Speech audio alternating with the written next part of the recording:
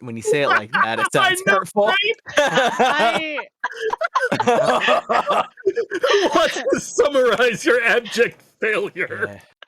all I'm saying is it took over a minute for the rope golems to be cut down, and they were vulnerable to fire. Look, this is definitely an employee self-review, and we could be honest, or we could do the usual employee self-review and just be like, yeah, it was all fair. Yeah, I'm gonna go ahead and try and recap this because Fuck yeah, Violet. fucking Yergel knows I need the inspiration. So we started by wrapping up a few more things. I think we did a little bit of like item shopping and stuff before the day of. We had a lot of like in and out conversations about secrets. Inks divulged to us about what's his name? It's Makovic. I knew it had a Mac in there. For some reason I was stuck on McKellen. Macvic. That's Right. Sir McKellen. Thank you. Right. Anyways, we discussed Macvic. We sort of got to the point of, yeah, okay, we're gonna trust you and the Tower Breakers, but we should probably keep an eye on whatever he's doing at some point. And yeah, there's just nice little discussion about moral lines about death. That was really fun. Mel got very uncomfortable and left. And then everyone just sort of rotated through and had a drink and had a nice relaxing day. Then the day before the concert, we decided to have a very fun girls' night shopping trip. And yeah, we got all dolled up and went to the opera house. The performance was really good until some very mean fellows, I would say, exploded some of the one of the bard's magic on stage, and it caused a fire, and currently the opera house is burning down. And while that was happening, we fought a bunch of iron golems and rope monsters from mysterious origins, and there were lots of civilian casualties, as it were. And yeah, now we are standing in the middle of a burning opera house with everyone defeated, and that's where we are. Yeah, so you have in the center of the house, you have the band that has been taken from the burning stage, all hanging together, while many of the patrons are working on evacuating. Several stagehands have made appearances, many of which to attempt the expulsion of the fire. There has been some moderate progress in this direction. However, those who have made it out, several of them appear to be severely wounded or injured in some fashion. A lot of them bearing some familiar wounds of bludgeoning trauma, rather familiar to most of you who have taken a good few metal beams to the head. So, what do you want to do?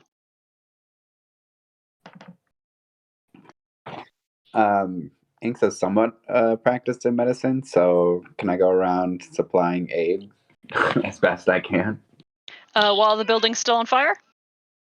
I can't do a ton. I can't punch a fire. Don't sell yourself short. You can, but once. How?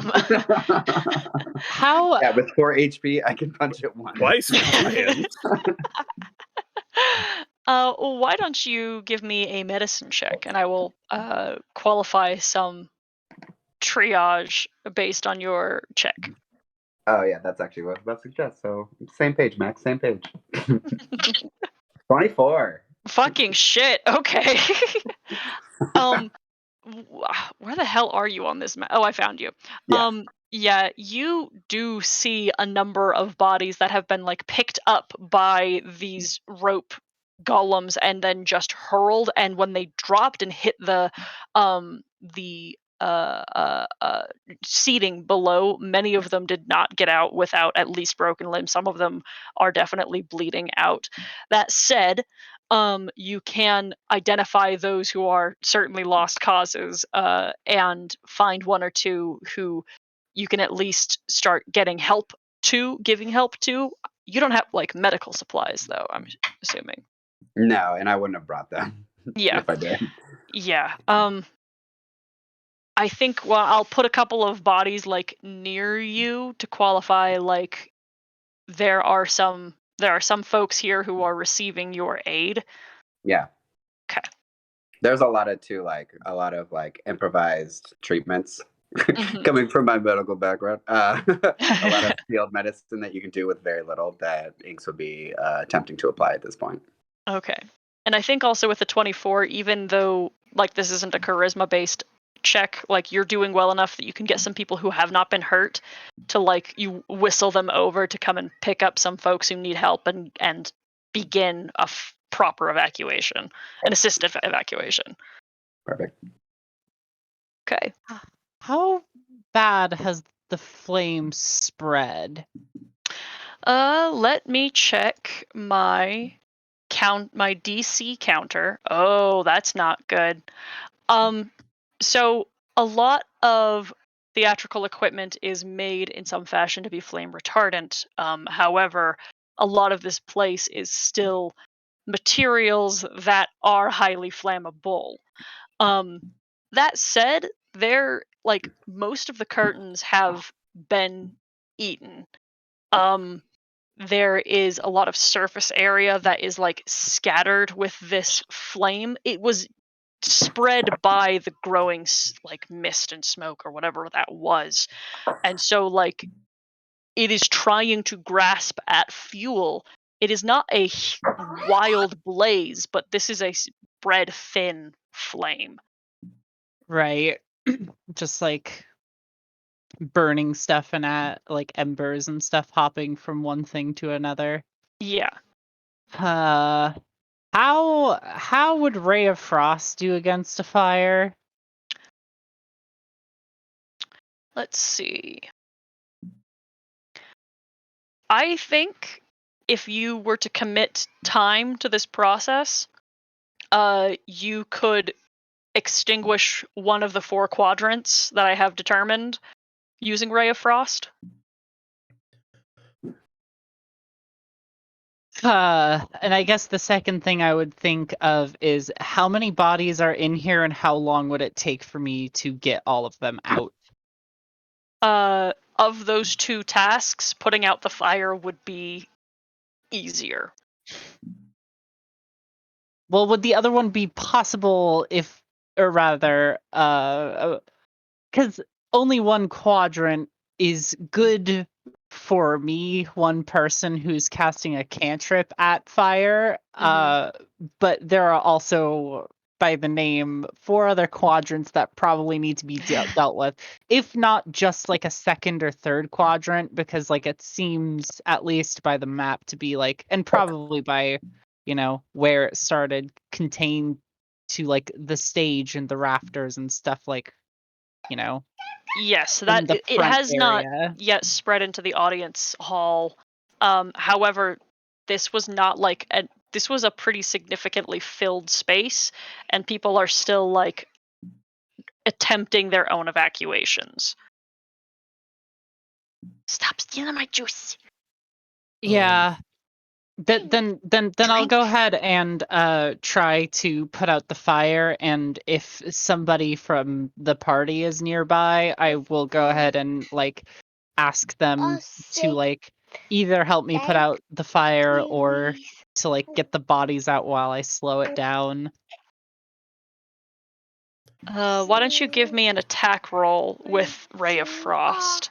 Oh yeah, I'm really happy that I'm gonna have to use my inspiration I just got. Hey, Nice. Okay. It's spite that keeps me going. In the equivalent of like 3 or 4 rounds, then I will say that is a good roll. That you do extinguish one of the 4 quadrants. I want to ask the bards. Is there anybody back there? Like point back towards the backstage. You hear back from one of the tieflings, just the standard crew from the opera house. We didn't have any. I mean, and How many? her eyes kind of look towards the stage. We didn't have anyone else with us. So nobody's back there. The standard stagehands. There's probably people back there. Is there a way out back there? Yes.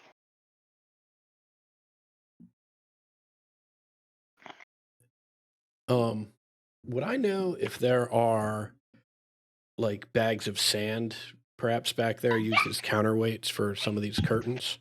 There definitely are. Okay. I'm going to announce that that's what I'm running for, and I'm going to go try and find some of these bags of sand to bust them open and pour it on any open flames I see. Since I'm working on probably one of the front quadrants, I will advise him if he's not already going, like, through the part that I've already cleared. Yeah, I'm already running through the part you've cleared into the back. Okay, good. Now, Okay. I know it's no Ray of Frost. All I've got is Prestidigitate. It does snuff small campfires. Snuff small campfires. I. Why don't you also give me a spell attack roll? Here's another It's- option that I'll allow you. I will ask you, I should say, to adjudicate on. Uh-huh. Wind wall. I mean, Oh. right. It can go either way. It does say that it keeps like smoke and shit at bay, but Mhm. I could also see it as like, oh yeah, that's great. It'll work great as long as you keep it up. And then as soon as you let it go, the flames will be 10 times higher because you've been feeding it oxygen of this whole thing. Right. Yeah, That- I was that going to would say, be as my- somebody who lives in California, I see Right. that as the worst idea. Right. I'm tending to agree that while it would, if you were to use it to create a path through the fire, that Right. would work, but it certainly would not extinguish. Okay, that's what I figured. Yeah, I'm Mhm. going to be going for bags of sand. Okay. And Ty, did you give me that roll? It's a 27. Oh, fuck. Nice. Okay. I will say, The natural 19. damn, with having rolled so well, but the spell being limited, I will say that this puts you at the same efficacy with more effort as Mel. Yeah. So the two of you can extinguish the downstage and stage right quadrants, which gives room for Haza to run back. Haza, you're looking for people. Yep. Okay. The second I reach Oz the is flame behind line, you as well. Mhm. yeah, because I assume we're gonna hit the flame here. Like, there's more fire back there, right? We've put out the stage part of it, but it's been burning back in that direction. Or is it maintained to the stage yet? Once you are past the wings curtains, you see that while there is a lot of smoke back here, there is not fire, but there is a lot of torn destruction. Things have been rent from their places and dropped. Yeah, I'm using prestidigitation as I go just to keep the smoke from breathing in the smoke. I'm just going like over and over again to keep from inhaling too much smoke. Okay. So you need that smoke out of your way? And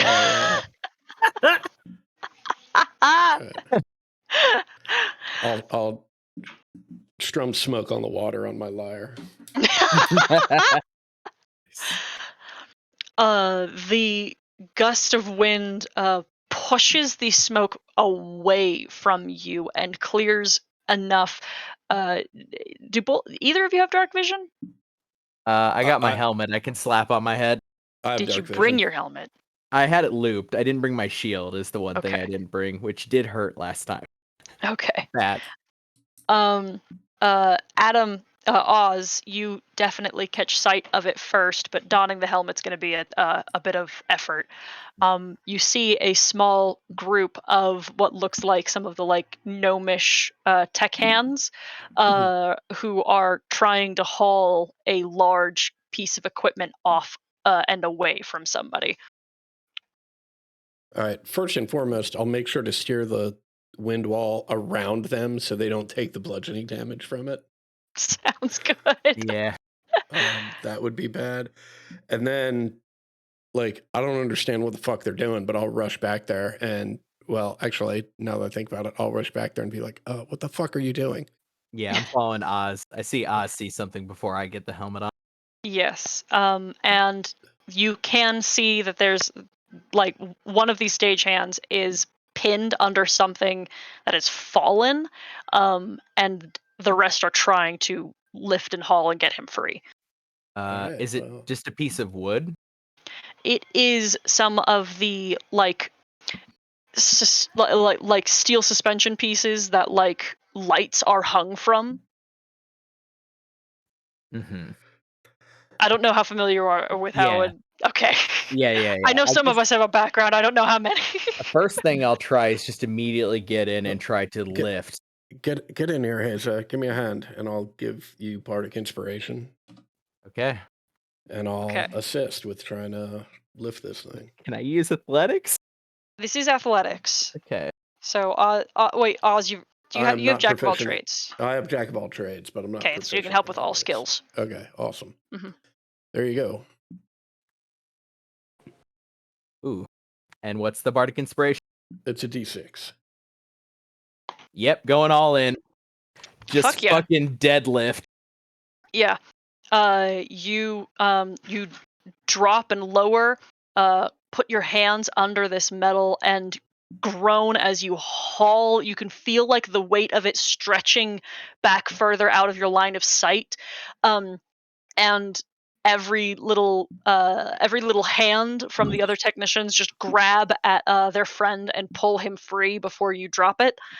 With just the loudest ringing thud. Haza staggers for a second, like that is way more than Haza has ever lifted before. Like it's one thing to be like, oh yeah, let me go lift that. It's another do it, and then halfway through be like, oh god, no. Oh no. Like Haza's legs like almost buckle before she gathers her composure and it's like, okay, let's go. All right, and these gnomes begin looking around, like looking to make sure that they have everyone. And with their quick head count, they feel well enough. A few of them begin making their way to an emergency exit, and a few of them ask if you need any help or what happened on stage. An attack, just help anybody you can get out. Several of them nod and scurry away. Let's see. Is there anything else anyone wants to make statements about doing? Have the curtains gone up? They are not going up, but they are being eaten. Okay, they are not actively on fire, so I don't need to worry about cutting them down to make sure that the flames do not spread, rather. I would say, well, give me an investigation check.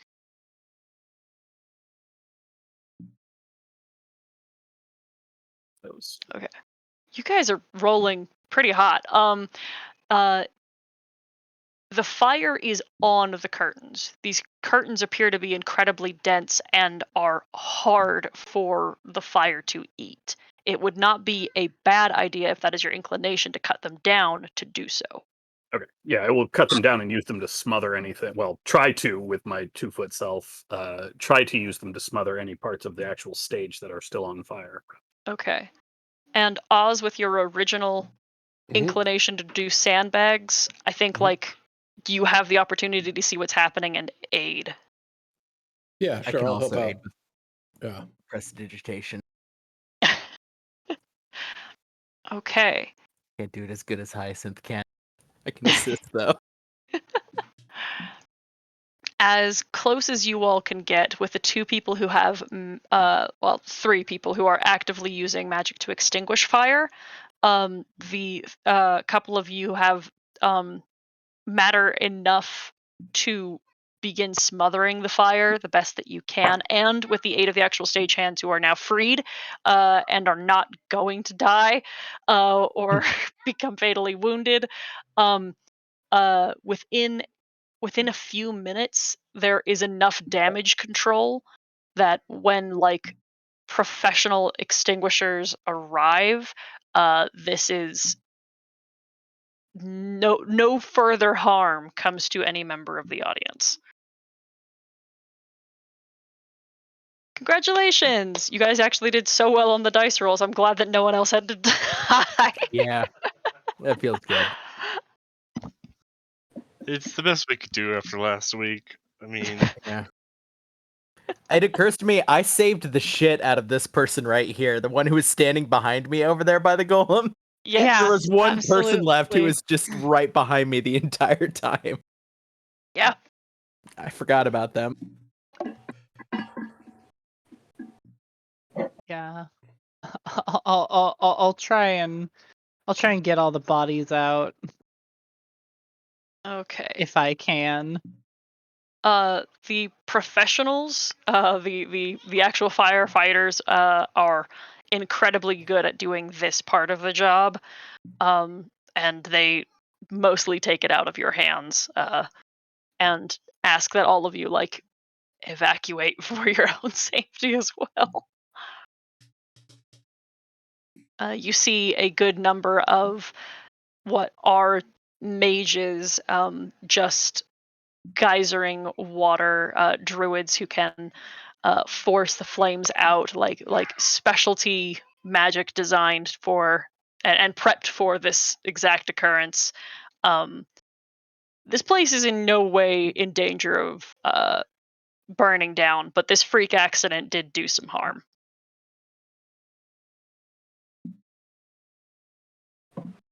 Okay, let's see.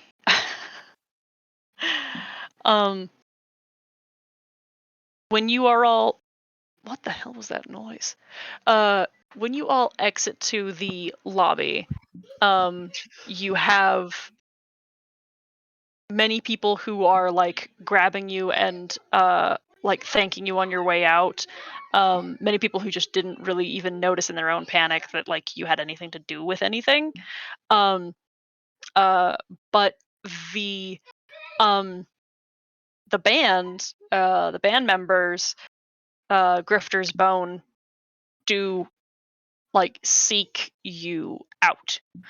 Um, and the tiefling who had kind of shared some words with a few of you already just says, "That was the fucking craziest thing I think I have seen anyone do. Um, thanks. First of all, um, we, okay. There's a part of me that definitely wants to like apologize. I mean, definitely that's not how we expected the show to go, but we've never had an incident like that. Our roadies are usually not that rowdy, violent. That was the like craziest thing. And the other one just kind of nods. Yeah, we've been working with those machines for ages, and they've never ever done anything like that. Those were yours? Oh, I mean, yeah, yeah. We had, it's kind of standard to have, like guards and laborers. And it's not like it was cheap or whatever, but I mean, Yeah. I mean, they're definitely out of commission now.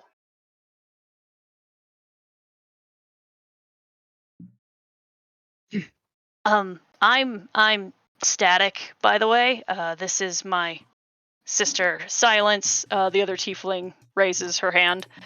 And we got Zed and she points to the drow gentleman and Telltale, and she points to the dragonborn. Tell or Telltale? Telltale, Teltel. Also, Static is the best name. I love silence for someone who makes a lot of noise.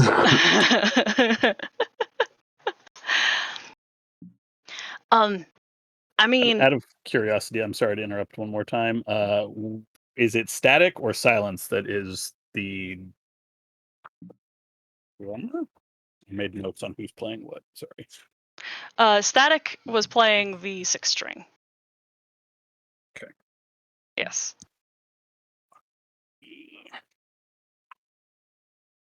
I'm sorry, you said that was Static.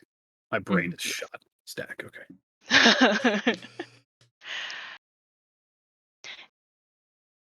This might be. I mean, did you guys? And she kind of looks back at the rest of her band. Can we even afford to like comp tickets? And Zed just kind of steps forward and says, "We would like to actually formally thank you for getting us out of that spot. I think that some of us were less adept to being in that area than others." And he kind of shoots an eye like towards the sisters. But that was a very curious thing that happened. And admittedly, stranger still was that several of you ran to fight them.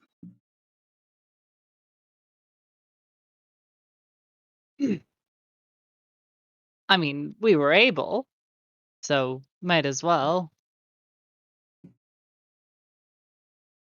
Don't think that most people would see that such a way. We have. We're now sort of in a peculiar position.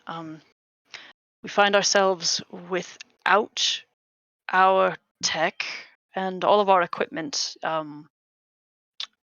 deeply damaged. And our machinery entirely destroyed. And I don't want to point fingers at you all in any sort of accusatory way, but you were the ones who broke them. And your machines were the ones who are going to cause me a whole mountain load of paperwork. What are you, a fucking cop? Like, we didn't do it. I know you didn't do it, but if you're asking for compensation for your machinery that went rogue, we're not going to give it to you. I don't think... Especially considering it was the cost of, I feel like the cost of a few lives would be compensation enough, At least 10. That's exactly it. We are responsible, and he looks towards Static rather sternly and says, "We are responsible for what happened, and we should work to make it right, although our means for doing so is somewhat limited." And is there any way that we could ask for your help? With what precisely, if it is not a monetary donation you are explicitly asking for?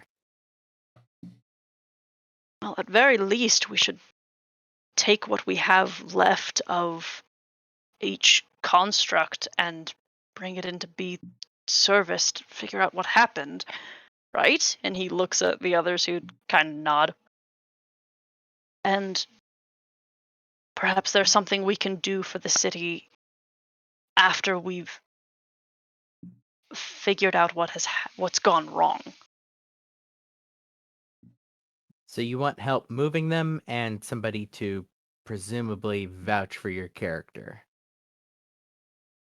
I mean, we do have to get them all the way back out to... Where did we even buy those? That little place, the Hullbeck, right? Yes. So we'd have to travel out and get them serviced, if they're even salvageable. And then back, all without the use of the actual protection that we had purchased them for in the first place. There's also the risk that whomever it is that sold you these machines knew they were going to do this. In fact, maybe wanted them to. I think that's the worst possible outcome. In which case, if we're to return there and discuss that, we'd be somewhat, admittedly, ill prepared for it. How far away is this Halbeck? Halbeck. Holbeck. I mean, I'd have to check a map. It's been a while. It's been several weeks since we've been there, and we've been to other places since then. But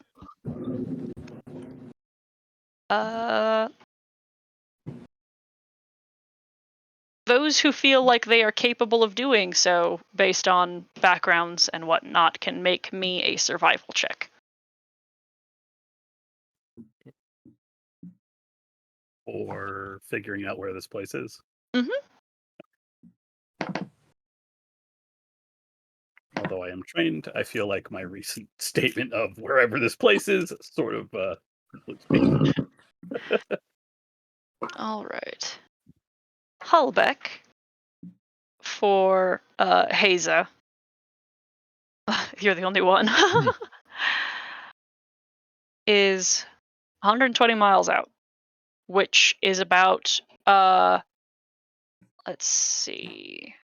I did this math already. It's about 3 days there, 3 days back. Yeah, his is like doing the mental figures, and it's like, so you okay? How they weigh at least what, 600 pounds? More.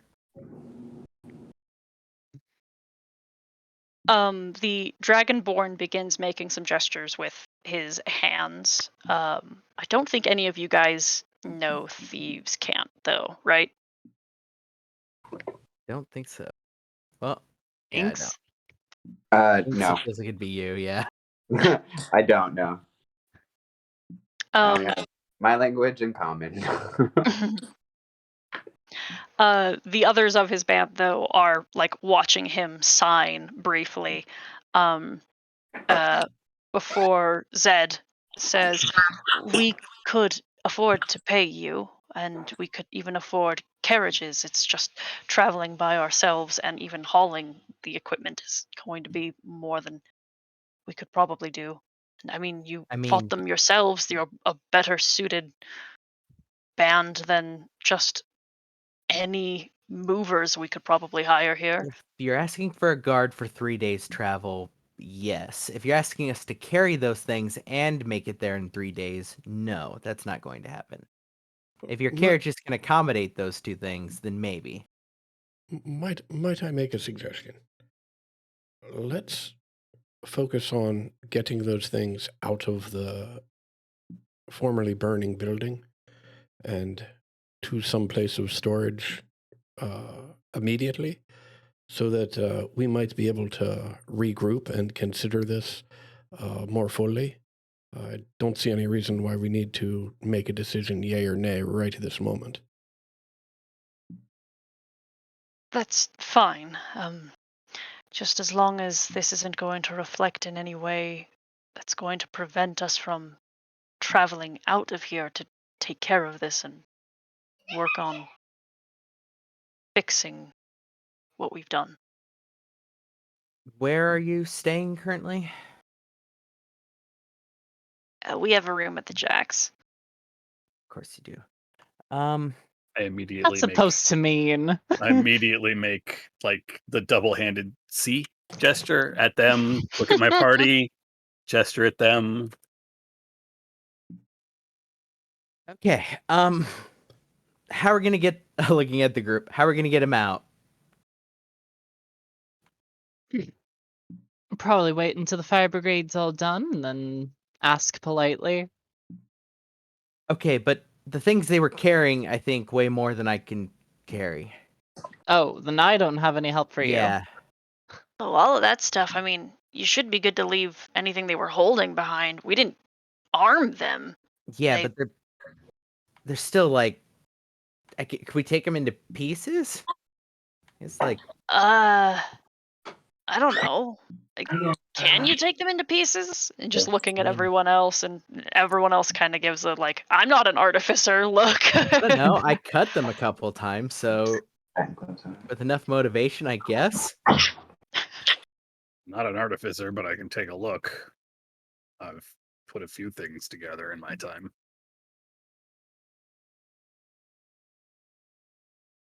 If we can get the weight under 500 pounds, then I can get one of those out with tincers, but that's really it.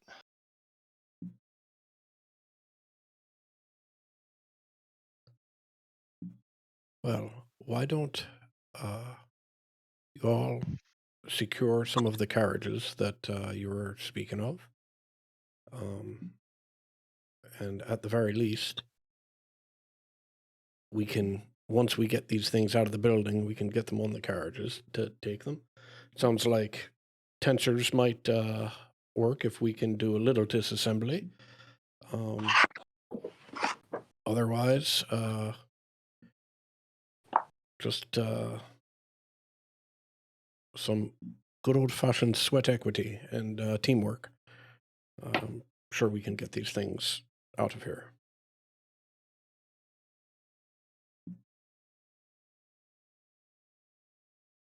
The members of Grifter's Bone nod to you. They say that they're going to go and get the carriages and have them prepared out back behind the house, so that you can take them through one of the back exits and load them up. How do we feel about helping these people remove the evidence of this from the city?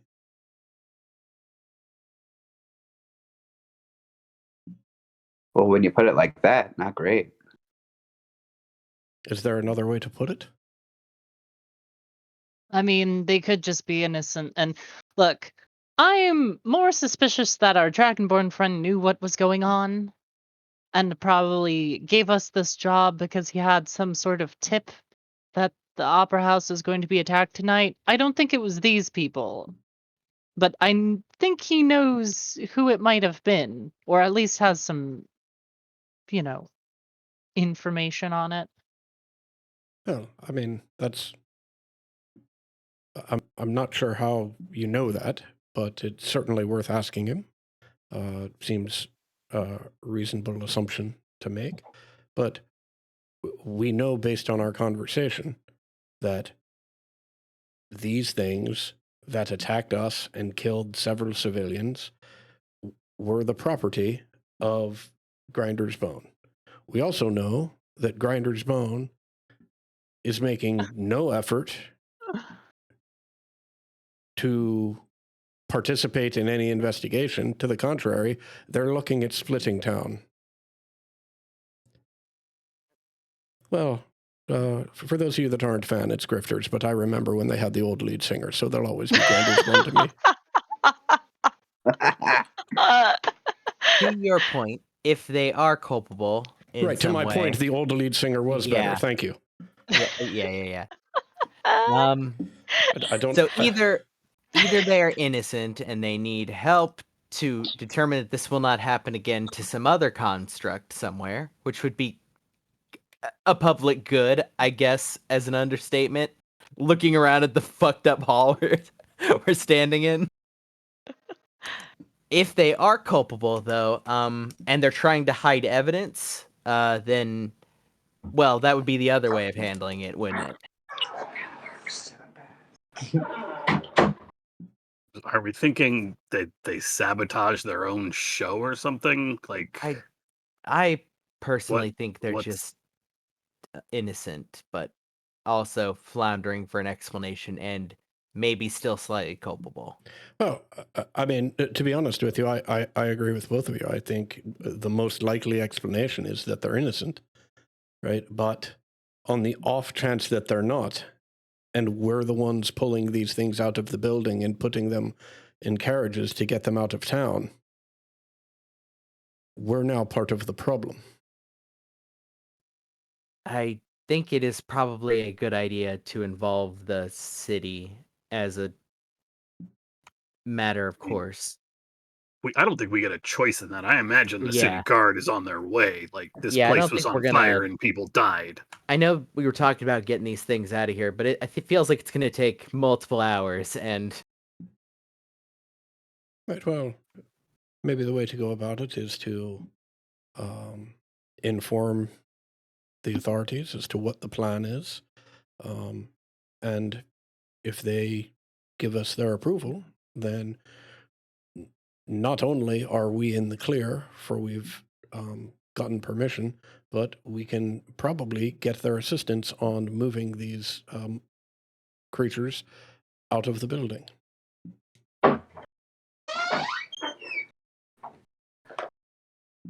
And what if the city says no? Well, then that's a pretty good indication that we probably shouldn't be moving them. That's how we know it's time to leave it to them, probably. I think before the authorities get here, we might want to do some investigating of our own. I mean, I'm not the best with the arcane, but... Yeah, do you know how to...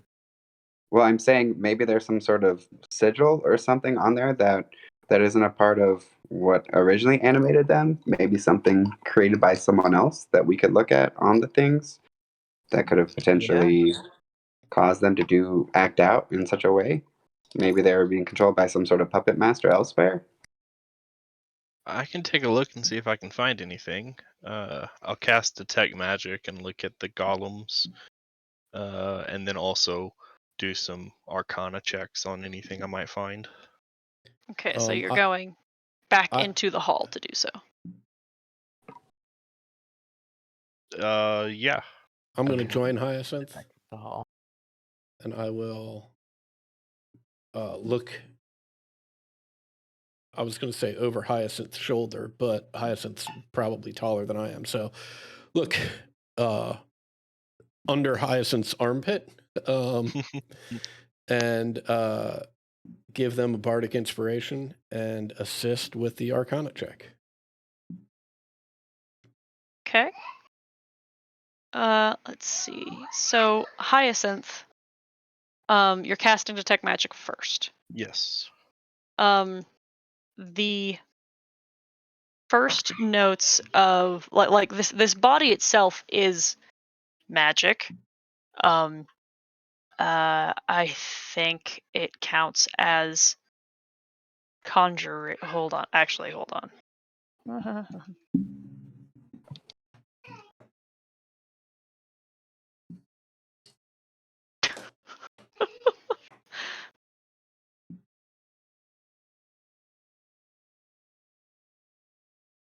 Oh, okay. It is transmutation magic. Okay.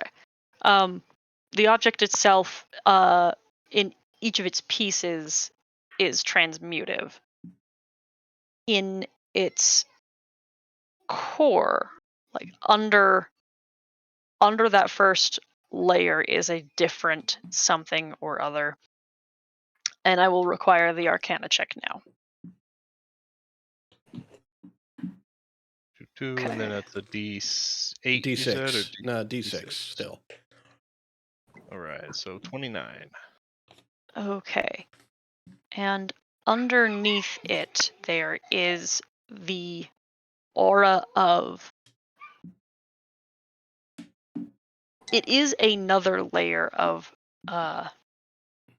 enchantment magic that is buried deep within like the metal of this. And the reason why this is important and might be hard to distinguish, and you're only getting because you rolled a 29, is because this entire thing is made of metal, and that is hard to see auras through in the best of times. Gotcha. So there's definitely some kind of enchantment deep in there that's not supposed to be there. You could only presume. I don't think that you would have experience in the construction of golems, so the idea of doing of what might be involved is fuzzy. However, animating objects is transmutation, Enchantment is a compulsion magic of some kind, whatever that might mean. Yeah. It'd be reasonable to say that that is part of the construction process for a golem, but you don't really you don't have a way to know that unless you were to compare that against another. Yeah. Okay, well, I'll share that with Oz. I think there's enchantment in there, but there might be supposed to be enchantment. I mean, whomever constructed these things probably had to command it to, follow the instructions of someone else, maybe. But it could be something nefarious was woven into that enchantment. It's hard to say. As well. That is still helpful information, and it's a good catch nonetheless, given the state of these things. I don't know that I'd be able to discern that myself. Let's inform the others and keep an eye out for any city investigators so that we might plead our case to continue with a investigation as to how these otherwise useful automatons became violent.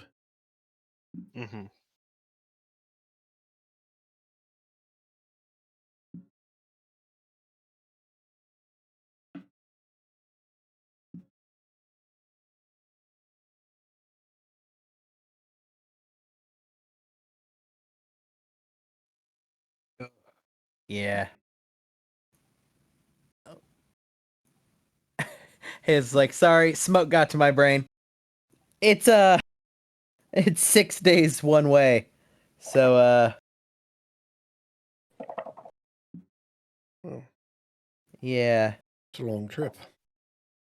Yeah. Well, let's see if we can't clear this particular travel with local authorities. And either way, once that conversation is finished, we'll know what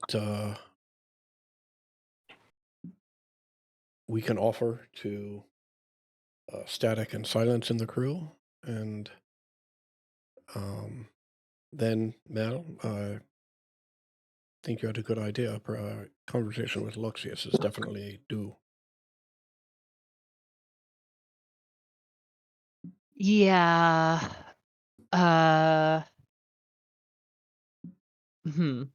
Right now, I do kind of want to get sort of a head count, so I think I might talk to the authorities before heading over to Luxius. Just the fire brigade, nothing important to law. Very well. Don't worry, I'll just be doing my business, no party business. Mel, could you make me then a persuasion check? Because while you're not frowned upon in the society, people still think you're kooky and weird. Yep. And this is personal information you're asking to retrieve from bodies. I will assist. Yeah, I was gonna say, can I cast? I'm gonna cast guidance on myself so I don't. Gonna slide up, seeing you start to flounder onto where to begin, and be like, yeah, like she's an official dignitary, kind of. Oh, I wouldn't flounder that hard. I would have like a statement prepared. I'm a professional. Yeah, you certainly do. It's just a matter of how well received. Oh, can I use my inspiration? It's important to my job. You can. All right. There we go. I'm professional. That does make it a 21. There is, I'll say, like, to like accommodate for that inspiration, you speak with somebody and they immediately tell you, like, absolutely not, that is not information I'm you get to be privileged to. And as like there's a bit of a debate that's beginning to like not really cause a scene, but like get attention, someone else comes by and it like kind of like whacks him upside the head and says, "You dummy, this is a cleric." and you are allowed contact with the bodies.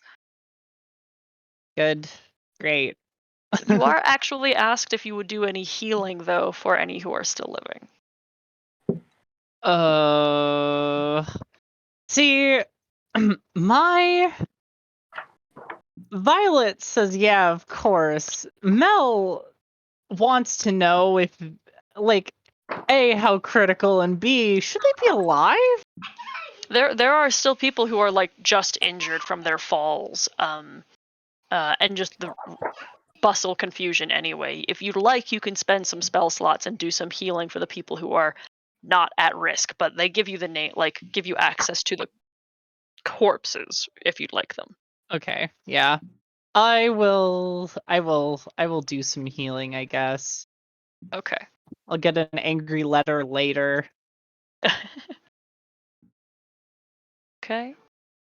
And Oz and Hyacinth, you're still with the golems, is that right?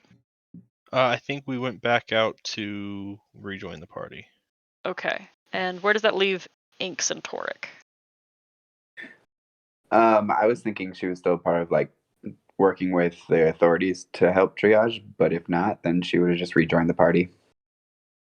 You can have a few minutes to be doing so, and then meet up.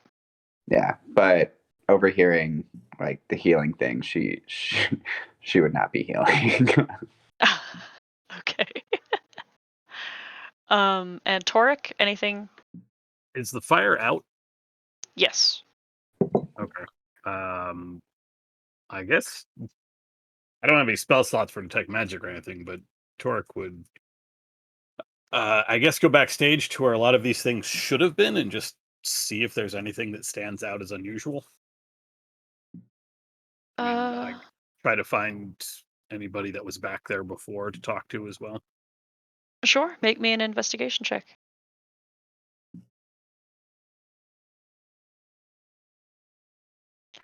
Or I'll use an inspiration.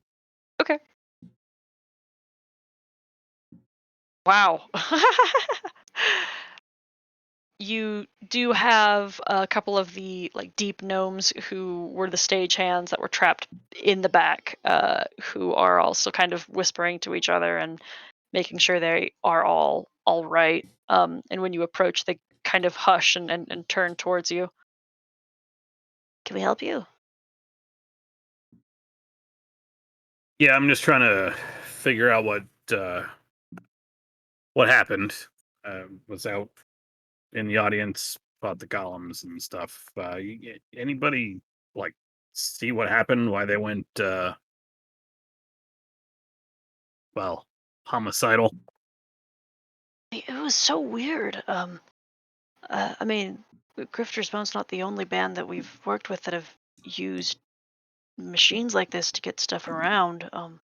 But usually, the show starts and they go dormant, and then they wake up to pick up everything at the end and then cart it off. But it was so weird. They like all of a sudden this like green light kind of started swelling like in some of the seams. I was standing right next to it. I would like I was over there, and it sort of points to like one of the curtain hand stations, um and like it started to smell kind of weird in the room, and like I don't know, that the green light kind of just it started seeping out like this black gas, and I guess that's what like caught fire.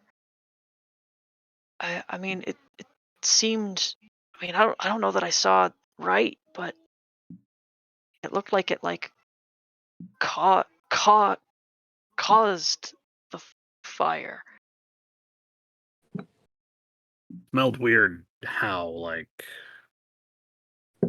Um it's just smelled kind of like oil? Smelled like I don't know, powder? like just it just stank in a weird way that I don't know, kind of uh I it will just tear open a gunpowder cartridge like this. uh, No, no. Just kind of. I don't know. It smelled more natural than that. I think. I mean, a little bit like he goes to like put his fingers in the packet if you let him, Mhm. and he kind of rubs it together. Um. Okay, yeah, that really like strong part of the smell, and I'll give you this because you have the proficiencies and such. You know he's talking about the sulfur. Sulfur. Yeah. Um. Um. Uh. It was like that. Hmm. And then they all just got up and started rampaging. Did they start back here? Or did they all just immediately go to the stage? You said you were Oh, standing by him. yeah. I mean, the one that was on, on stage right where I was at. Like it, it kind of looked like it, like I don't know, coughed, and then the gas exploded, and then it turned around and it grabbed, and it like points towards one of the walls where there's clearly a piece of equipment that's been rent off the wall, and then it brought that out onto the stage, and I mean I didn't see what happened next, but I heard everything go crazy.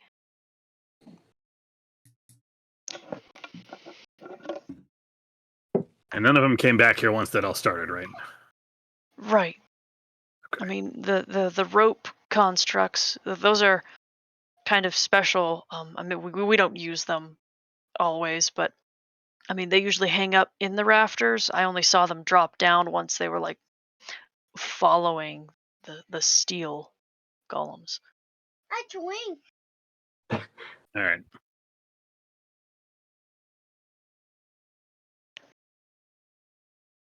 All right. Thanks. Glad you guys are all right. Yeah, thank you. Was anybody else back here that shouldn't have been, or anybody from like the band's staff, or is all of their staff just these golems and it's just the four of them? No, all their staff were just their automatons, and I mean we're really good about not letting anyone else back here. A lot of the doors are kind of small.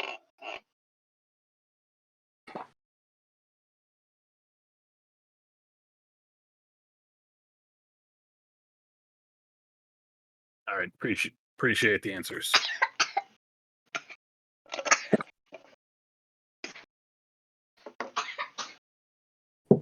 All right.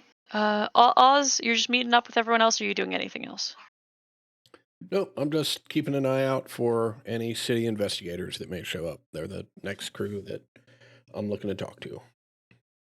Yeah, yeah. There are a couple of ship Kurth members who arrive, mostly to take names and document what has happened. Yeah, I will approach them and give them my name and volunteer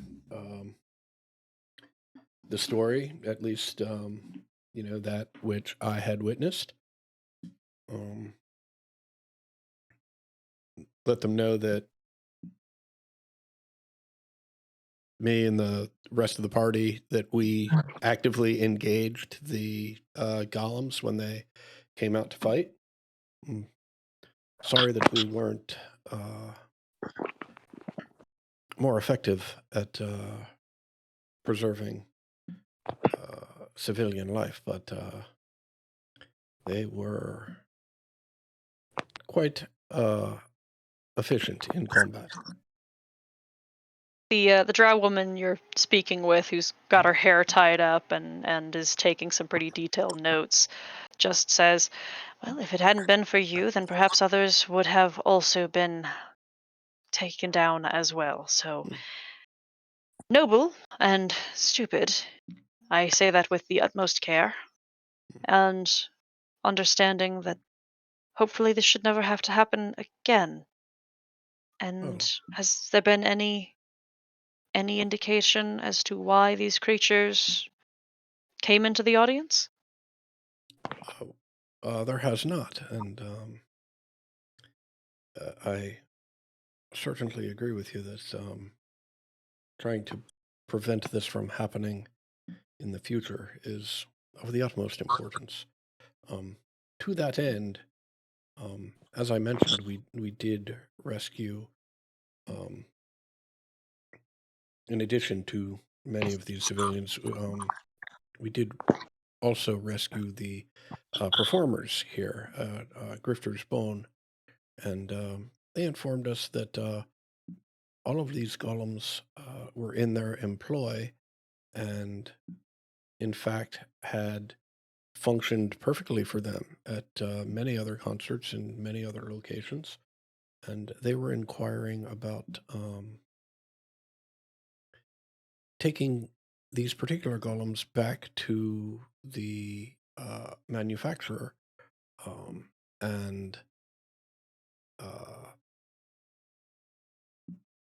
inquiring with them as to what went wrong. The assumption being that no one would know better what had gone wrong with the machinery than the manufacturer. I and my friends, as both capable and foolish as we might be, would be more than happy to accompany these bards to make sure that everything is on the up and up and that the information gets back to you here in Luskin. As a proud son of Luskin myself and a recently retired military man, it'd be my honor to do this duty for the city. Her eyebrow raises. Would you make me a persuasion check? Mm-hmm. I will spend an inspiration on that persuasion check. I will spend another inspiration on that persuasion check. There we go. Ooh. Well, You a member of the Coruscant? Up until very recently, not 1 but 2 years. She nods.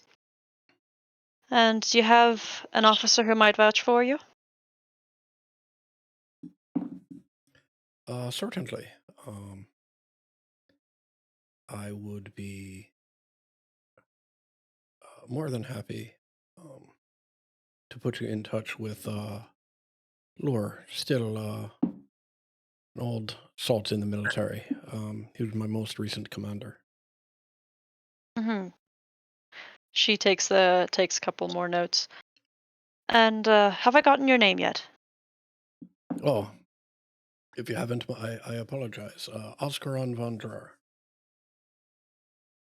She signs. She scribbles that down and underlines. You can see.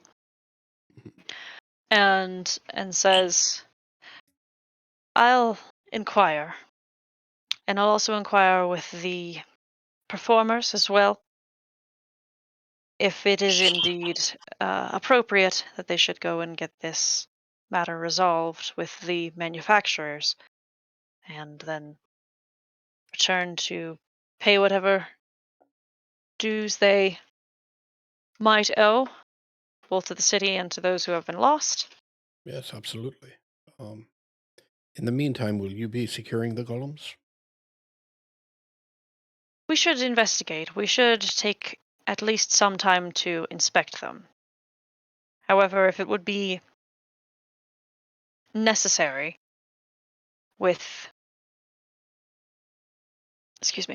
should it be necessary that the performers need to return them in order for them to be inspected, then perhaps we can speak to that after I've had a moment with them.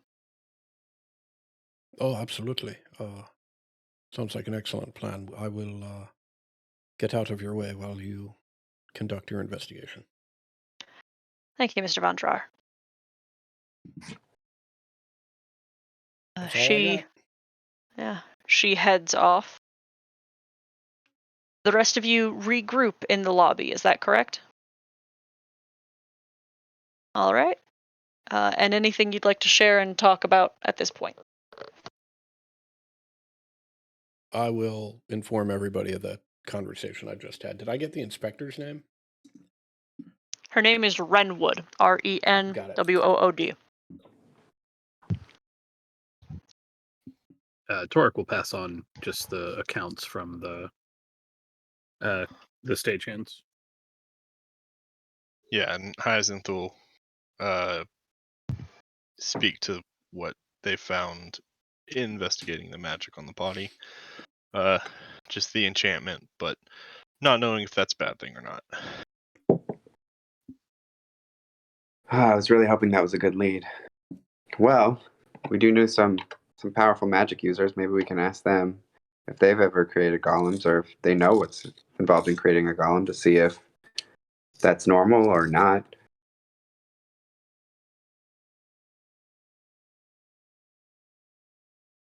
Obviously not super high on the priority list, of course.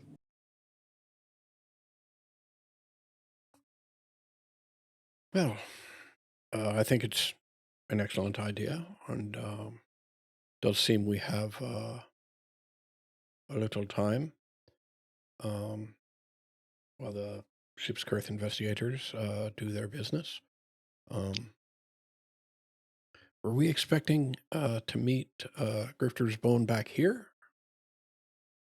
I know they said they were going to secure carriages, so I guess we're just to wait. They're waiting here for you to bring the equipment. They're already out back. Mm-hmm. Okay, I gotcha. I guess we should go back there and inform them that before we can do anything, they're going to need to speak with Inspector Renwood.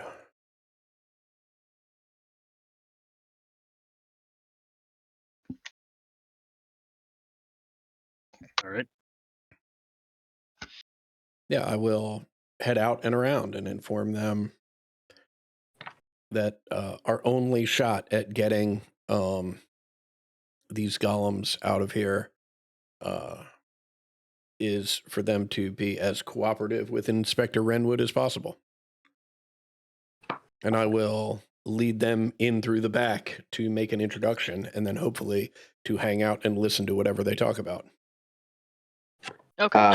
Before you bring them over, because Inks would have gone with you, I just want to ask them, and there's nothing else you're aware of that could have caused all this?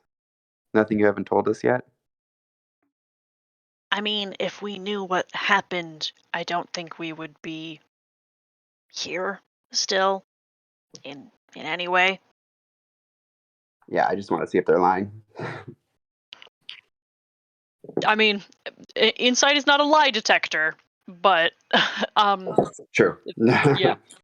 The dodginess is clearly more like the fact that, frankly, the four of them are still relatively in shock. Okay. Yeah.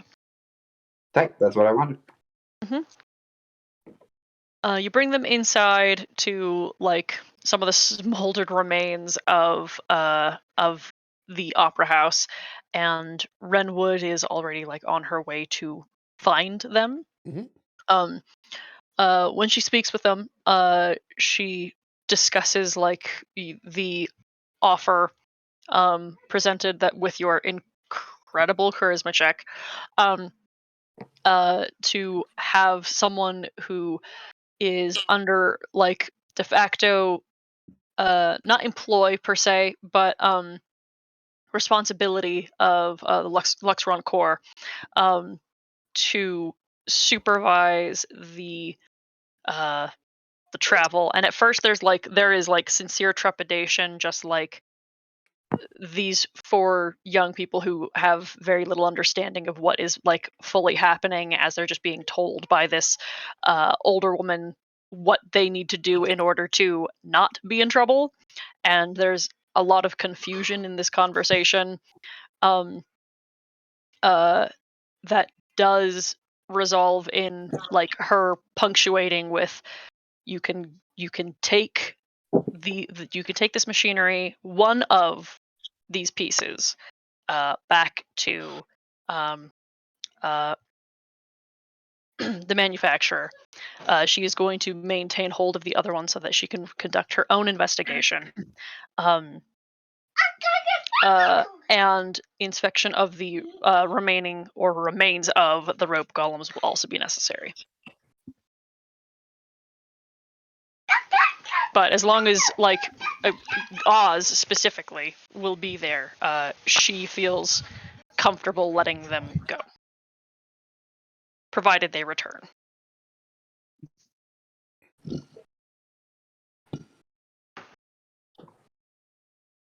Wonderful.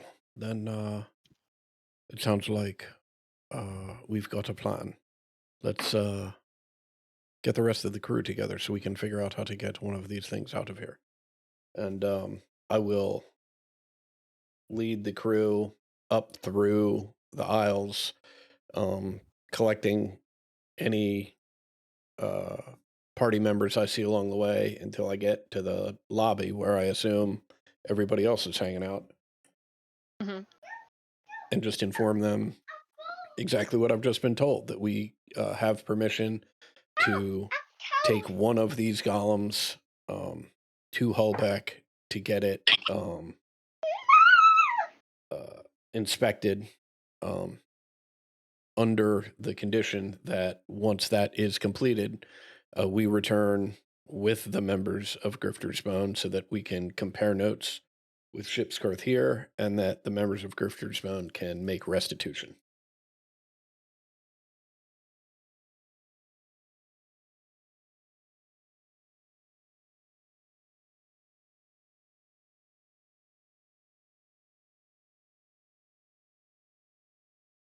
Anyone have any thoughts?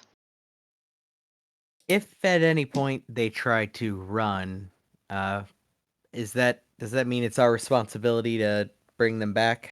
Yes. Right. Okay.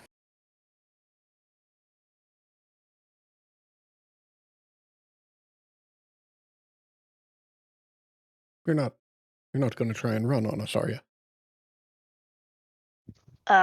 You did destroy very expensive equipment of ours and live. So no, because I like my bones as few in count as there are. That's probably a good line of thinking, though. I would prefer not. Let's just not, you know? This will be peaceful. You'll come with us. You'll come back. Everything will be good.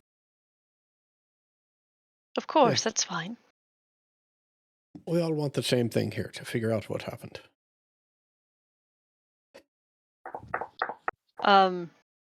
Having come from the carriages, Zed produces a bag that he gives to the inspector. You can hear that it's got like coin in it. And you can hear him like talking to her in Undercommon briefly. I think only one of you speaks that language. Yeah, what are they saying? He's just he's offering premeditative restitution. Okay. Do I have a figure amount? Like, does he actually say how much? No. He just says like I hope that this helps for those who need who can take it. Yeah, Hazel does not have a concept of how rich these people might even be. Nope. Yeah. Not at all.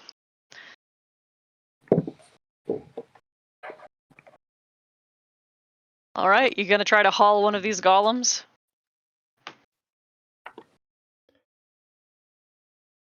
Yeah. What's your fucking plan? Tug. Just tug. How much over 500 pounds are we? Pretty much.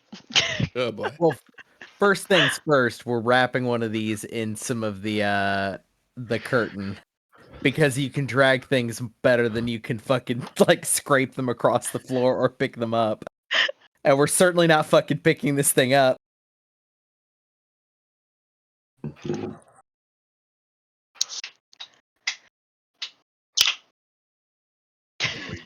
That's my thing. It's just, you can always just drag the damn thing. Yeah, that's what I'm thinking. We put it on. We not wrap it, but like it's heavy enough that it'll just probably stay.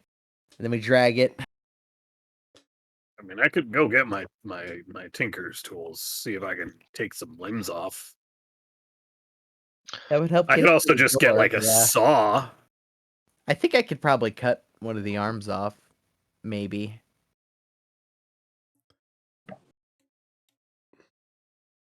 Could try.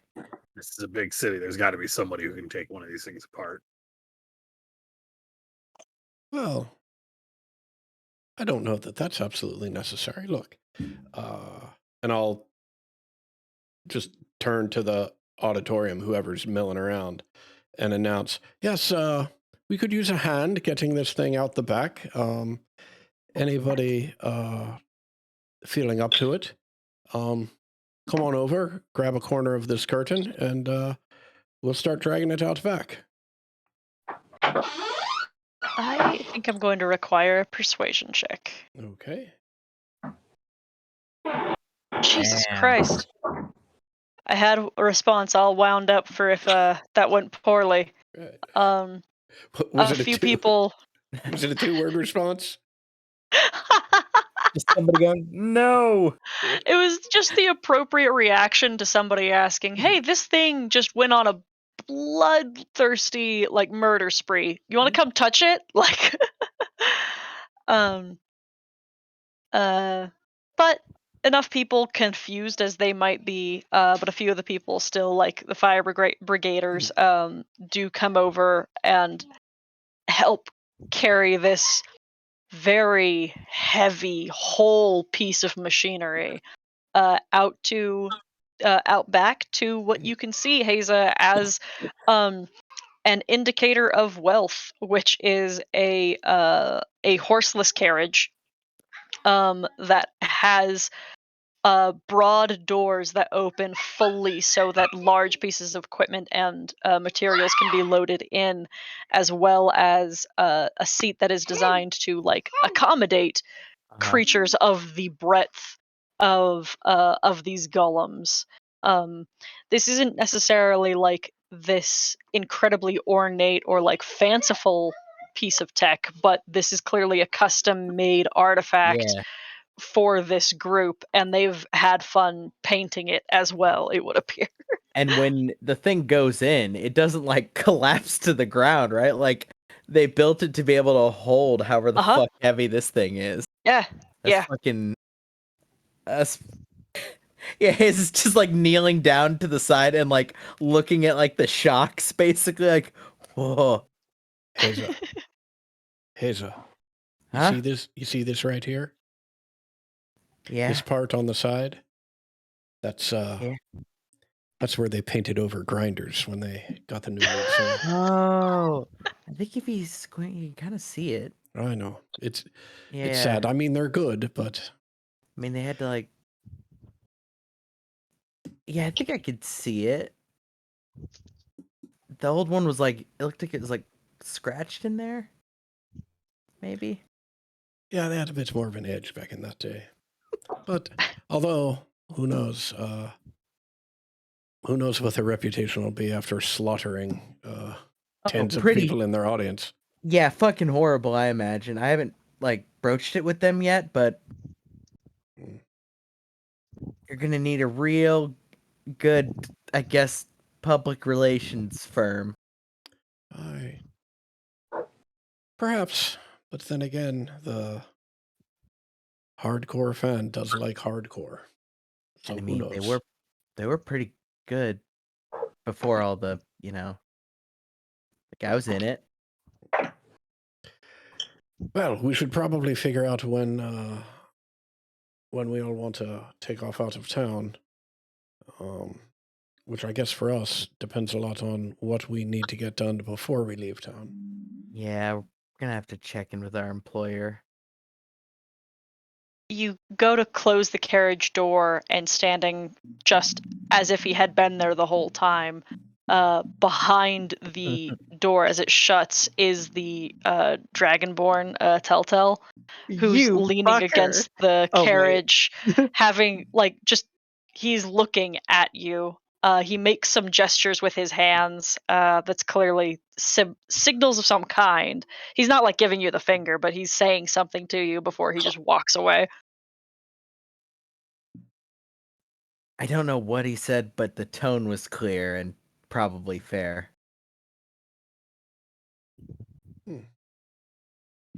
I'd be interested to learn whether he speaks any other languages.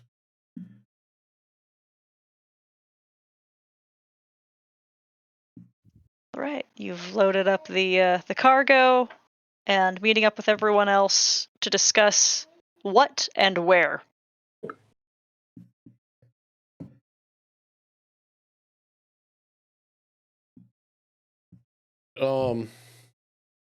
I think the first order of business is figuring out when we're going to meet up with Grifter's Bone again.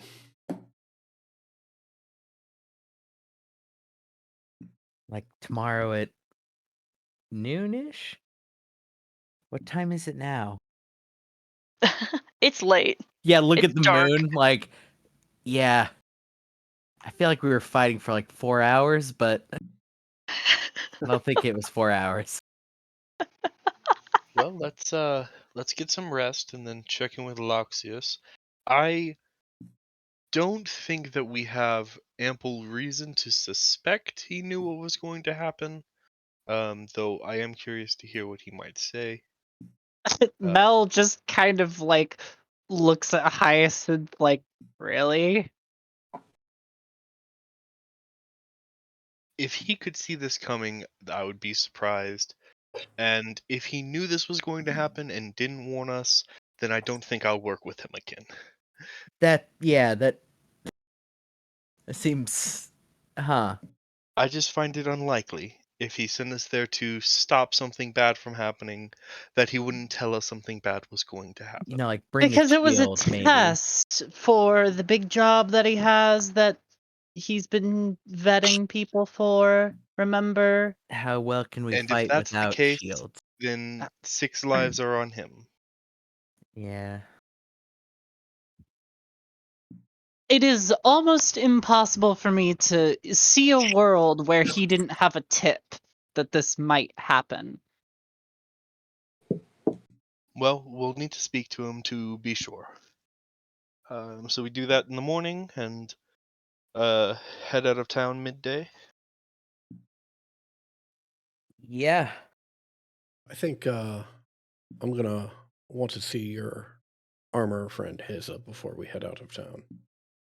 Oh, sure. I think he opens pretty or I guess it would be early relative to normal time. Early or late. He's definitely closed right now. Yeah, right now, but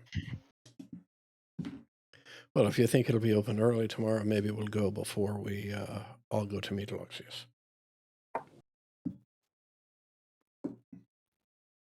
I mean, as long as at least one person buys something, yeah.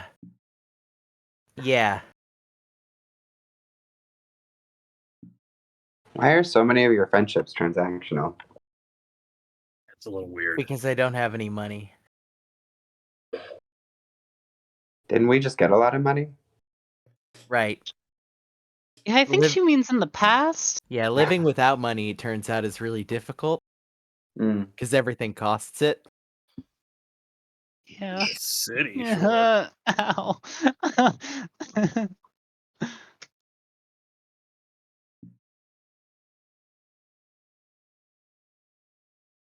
All right. How do you all want to retire? Wealthy. Amen. Before bed, I will like take Inks aside and say, okay, I'm kind of fucking wired from all that. I'm gonna go for a run. Do you want to join? I mean, I guess that depends. Are you running for recreation or for social interaction? Oh, we don't have to talk. Then I'd be happy to go with you. Just running really fast, kind of in any given direction and then back, probably. Like a race? Yeah, fuck yeah. Done. Anything to not think about that, what just happened for a bit. Easy. See you at the finish line. And she runs. Yeah, objectively faster. Yeah. Yeah. The rest of you just watch the two of them book it away from you. Inks will not go her full speed, though. That's very kind of you. to give Haza hope. Yeah, you will dust. You will leave me in the absolute dust. Granted, Haza has not taken her armor off, so you just hear clank, clank, clank, clank, clank.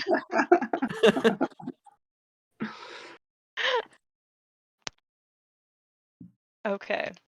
Hmm? For my extra 4 hours with my trance, I'm looking at the like downtime activity scribing a spell scroll.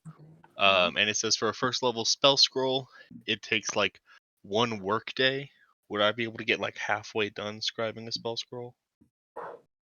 A work day when it comes to downtime is more than 8 hours. It's like the 16 hours. Okay, so I Yeah. could get a quarter of the way done. Yeah. Yeah, the downtime day is different than adventuring day. Yeah.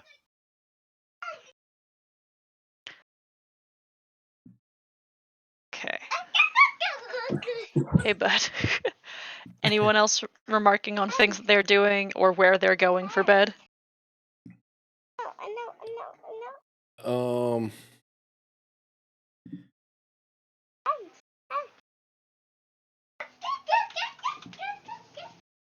I'm gonna suggest to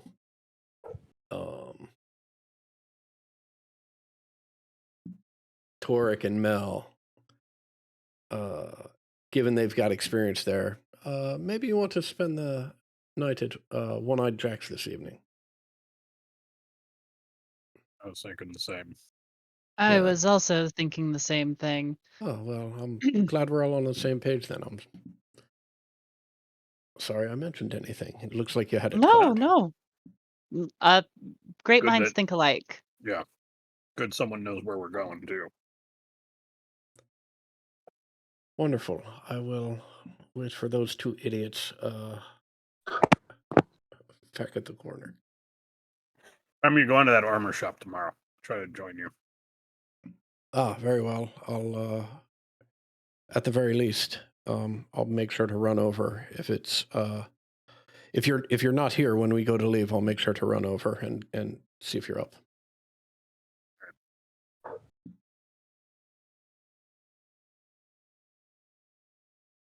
All right. And Don't yeah, forget. I'm gonna go back and get myself a beer and wait for these 2 dum-dums to come back from their midnight run. And everybody remember to spend money wherever you are staying. One-Eyed Jack's is gold?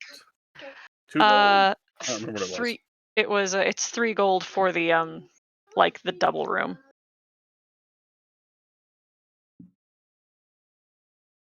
I got that.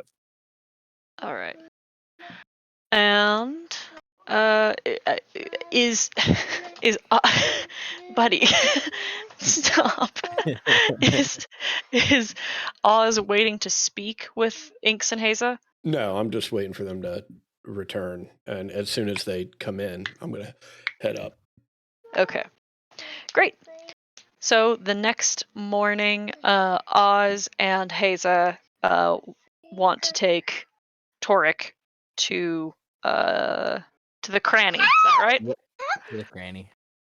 All right. In Cranny Reed. Smithy. A place that actually you might not have gone to before, Oz, but you are familiar with this place. It used to be a smuggling circle where imports and exports and undocumented immigrants would come through to Luskan prior to its usurpation and ownership by Ship Kurth. So it's got prominent locale. It's like in the wall of the city. It's this big old like crack that has been turned at one point into a smuggling hole. Now it is a smithy run by a hobgoblin gentleman who keeps his heavy braided hair tied back and offers you a handshake when you enter. Yeah, I'll shake his hand. Good morning. I was curious as to what, if any, varieties of plate mail you might have available and ready to go on short notice. Are you looking for something special and fitted, or are you looking for something that is of higher quality? Oh, I mean, I'll take what I can get, but in particular, as a result of recent events, if you've got any plate that's made out of special materials, make it a little easier for everyday wear, that would be ideal. Mm. Got caught with my proverbial pants down recently and would like to not have that happen again. Unfortunately, I don't trade in subtle suits. I am a blacksmith primarily. However, if you're looking for such, I might be able to point one in your way. Certainly, if the best you've got is just standard plate, I'm definitely interested. I do. I could fit you with I could fit you with any sort of plate that you'd like, as long as it fits you. And he looks at Haza, uh, uh, and then also adds, I also have materials and items that I have previously been able to reinforce, but they are in limited supply and naturally cost significantly more. No, given the situation, I think such a standard plate will do just fine. All right. And you said half plate, right? If he's got full plate, that'd be great. Oh yeah. You can buy a set of full plate from him. Yeah, absolutely. Who's trying to upsell me on full plate? Yes. And you'll see some of the same ornamentation that he's carved into. Ouch, buddy!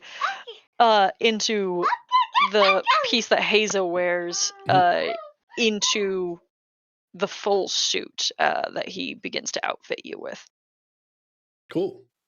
I'll like whisper to Oz, like, if you can get the magic that makes it come off easier, you're gonna want to do that. I'm not at all sure what that. What is that? I'll ask the smithy. Henri. He introduces himself. And he says, Haza, just as of yesterday, acquired from me a purchase that she had made only the day before for an enchantment that allows this to be taken off in an instant. Hold on, However, I'll demonstrate. Wait, no, yeah, we got time. I just said off, and all of it just like poop pops off and onto the ground. What basically happens, you see, is that every latch comes unclasped and it all just clatters to the ground. Right. And Henri just kind of he like puts his face in one of his hands and like pinches the bridge of his nose.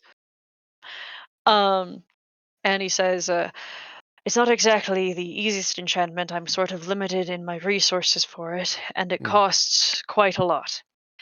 I'd be happy to do it for you, but ordinarily I put a job like this in my work order for about a week week ahead of time before pickup.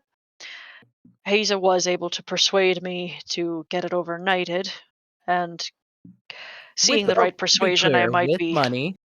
Well, and how much is quite a lot? What would the enchantment cost on the set of plate? An additional 1,000 gold. Interesting. And that is something that I presume you could do at any time. So I could come back with the plate and you could do it at that point? I could, but putting it on the work order and the time it takes to actually dedicate to putting the enchantment on, I can't guarantee that I'd be able to get it to you for at least 3 days. Right. Well, the reason I ask is I don't have the 1,000 gold to purchase it now anyway. But I would still, I am still interested in it, and I would still like the plate armor. So if it works for you, I will purchase this plate, and at such time that I can afford the enchantment, I will come back and we'll discuss it at that point. Does that sound fair? He nods and shakes your hand. Wonderful. Then we have a deal. And is there anything I can do for your other friend? He kind of leans over the counter at Torek. Oh, this is the one with the guns. I I can was see telling that. you about. Yeah. Even talk. I mean, I Right, warned I him just- about like what kind of bullets you might need, maybe. Is this where I came before? Because I know I bought bullets from someone. I think yes. I think I Okay. did have you come here. Yeah, I'm just trying to upgrade the leathers. If you have, I know it's a sort of a special order size down here, but I just need some.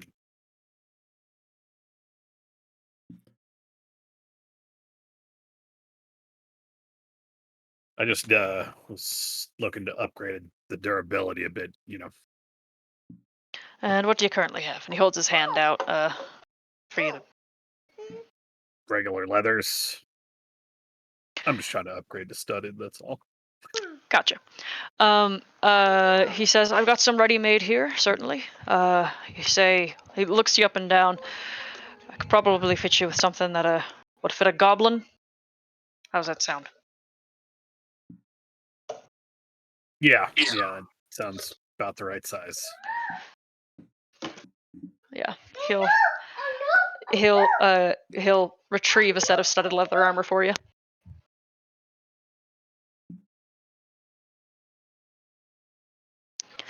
And I can buy that leather back if you're not looking to keep it on you. Yeah, sure. At half price, 5. So 4 plat for the studded. Okay. First, I was Anything- going to go breastplate, and then I realized that's 300 extra gold for like no reason.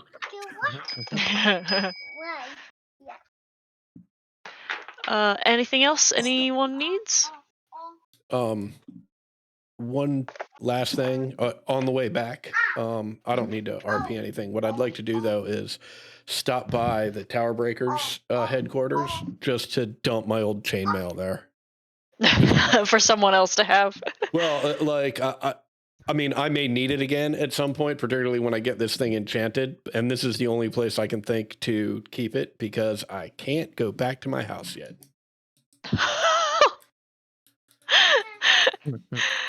Okay.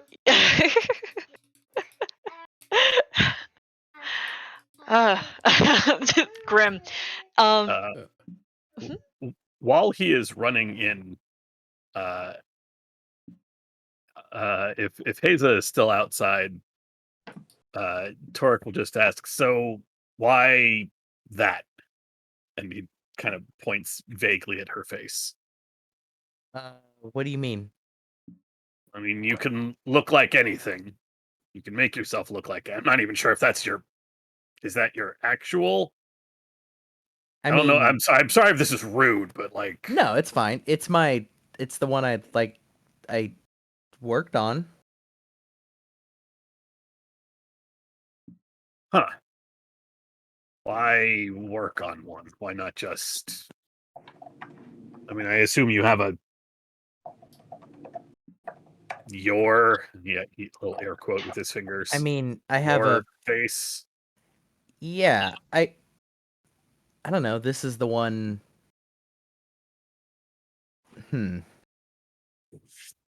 That was the face I had, true. But if you could have any face, why wouldn't you have one that you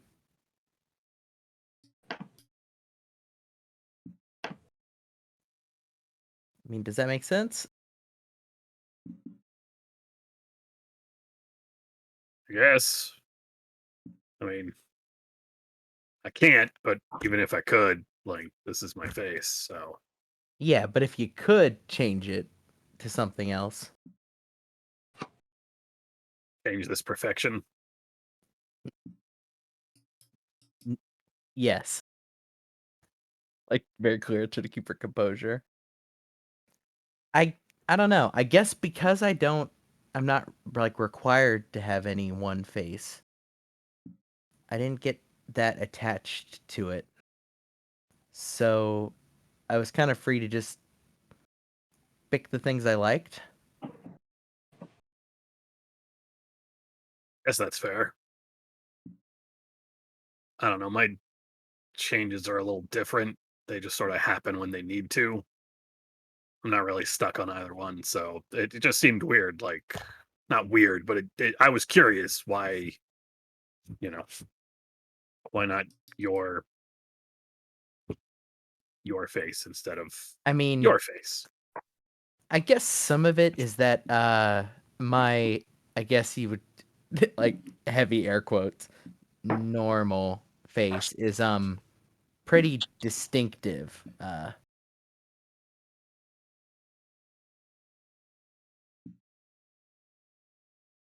You wouldn't mistake me for anyone else, probably.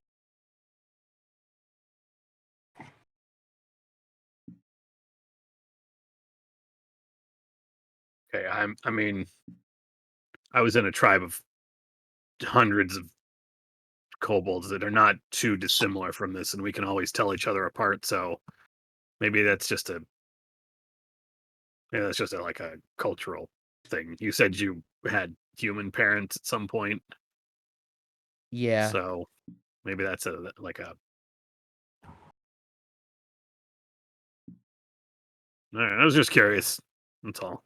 Didn't mean to be prying or rude or anything. Oh, it wasn't rude. If you ever want to like see it, that's fine. I'm not like particularly protective of it. I just don't really have any strong associations with it.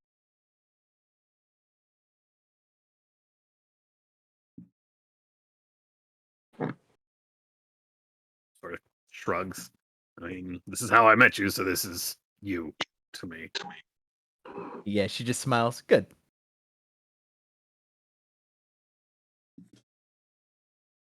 All right. And before you all meet up together to go wherever you'd like to go next, we're going to take our 15-minute break.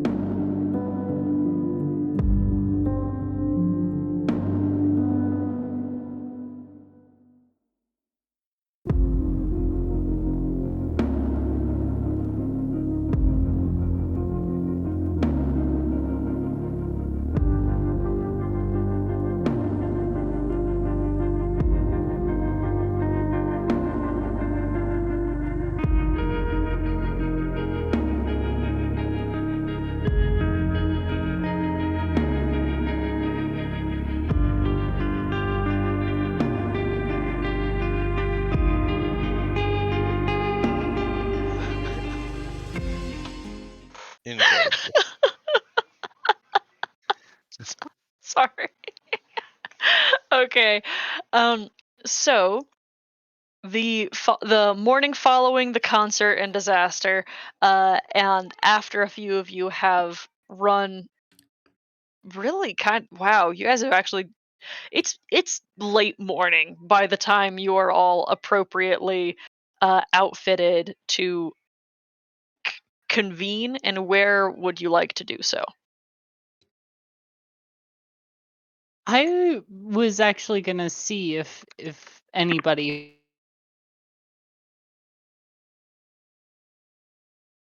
from nah, never mind. Yeah, I probably like see if anybody from the band was doing anything during breakfast time, like just kind of hanging out in the sort of lobby space or like whatever tavern space One Eye Jax has. None of them come down for the full morning that you're down there. It gets to like 11 a.m. and you still haven't seen them. Huh. Yeah, that's suspicious. Is it? They were up really late last night. No. Yeah, okay, sure. I'll give them a pass. I'm giving you that one with This your passive one. insight that they are probably sleeping in. Well, okay, yeah. I didn't mean for it to sound suspicious. I just. Okay. So, plan. Where are you going?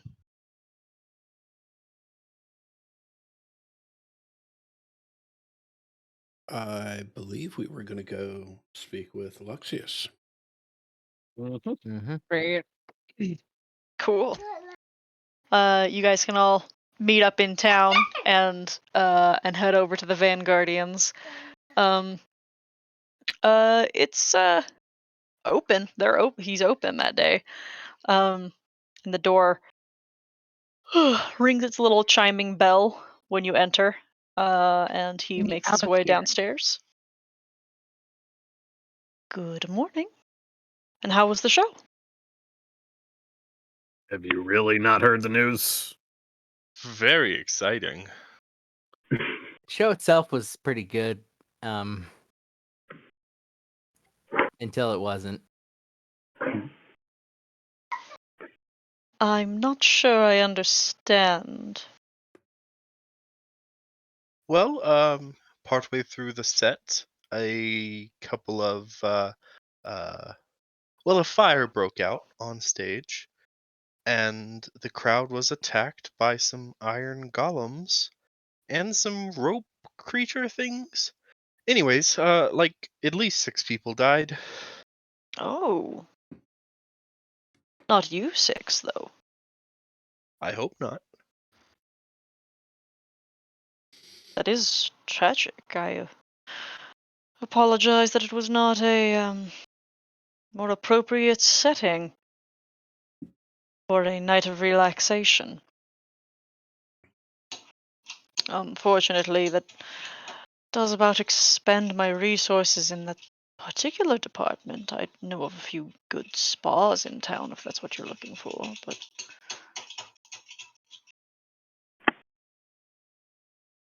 No, we did. We have managed to um, obtain a bit of a job. The kind of investigating what happened and hopefully getting to the bottom of it. It might require a couple weeks out traveling. You said you had a thing planned for us. When was that to take place? he goes to one of his shelves and he picks up a pipe that sits on a stand, and begins to clean it, and then retrieves like a packet of herbs as well that he sets down near, like within his arm's reach. Oh, we have still a few weeks yet before that event. If you are to travel and particularly return, you might still be offered the position. returning is the intention. Oz, you said, I think you may know more about our plan. Well, no, I think you summarized it quite well. We'll head out, ensure that the one of the golems that was part of the attack at the theater is properly inspected, and ensure that the results of that inspection, along with the owners of said golem, all make their way back to Luskan here. It is good to hear that the job that you had in mind for us isn't for several weeks, so that if all goes well, we'll be returning well before that. I am curious, were we the only adventurers that you gave tickets to that concert? You were, well, the only employees I gave tickets to, yes. I had a couple left over, but others who are still out on errand have yet to return, and so they've missed their opportunity. It sounds like perhaps for the best. Yes, that's exactly why I was inquiring. If you had handed out other tickets, you might want to check in on those that received them to see that they're still well. But if we were the only recipients and we are all here, then you have nothing to worry about. I should have to do some investigating on my own, make some inquiries, see if anyone else I happen to be associated with might have any more insight. I am curious now. But I am, of course, deeply both impressed and glad to see that all of you made it out alive.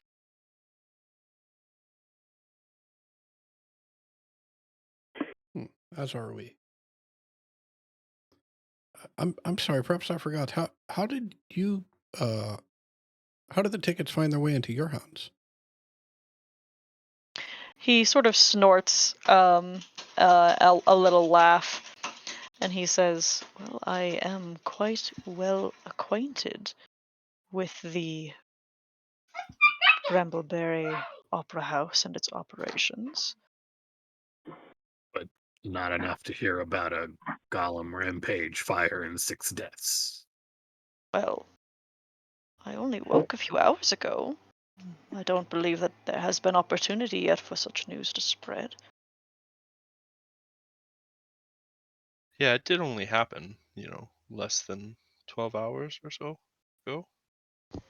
I certainly will hear about it soon, and I do actually appreciate you telling me so early. Might put me at some point of interest and advantage in my own inquiries, but no, I have not left yet the house, and certainly have not yet heard of such events. Can I make an insight check on that? Yeah, if you want to. Do you want me to roll? I actually got to a thing. Okay. Tablet decided to stop fucking me over. Hooray. Boop, boop, boop. Insight. Nice. Everything he's said so far checks out. It's late morning, but I mean, it is still the morning, and it wasn't that long ago. And again, as far as you guys have been able to tell, something happened, but there's not been any indicator in the opera house that it was a deliberate setup. Nothing that you guys were able to uncover would lead you to that sort of would lead you to that sort of conclusion.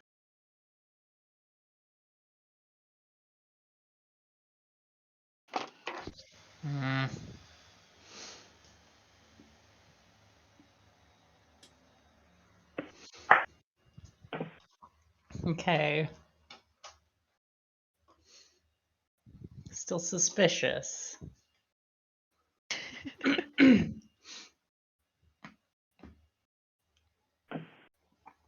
Well, I should be expecting you back then in a couple of weeks. Should I inquire, or are you intending to report?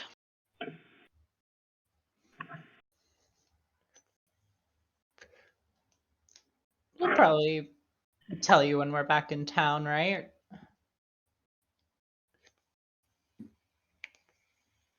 Sure, unless we've found a better job in the interim. You are welcome to work as you'd like. Just hope that, come the time, I'll be able to make it worth your while. As do we.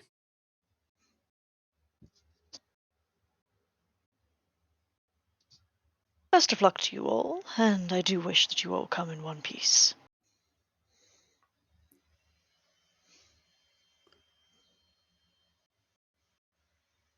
We'll take all the luck we can get. Have a pleasant afternoon, Luxius.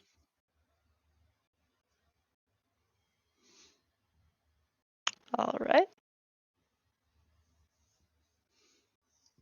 What next?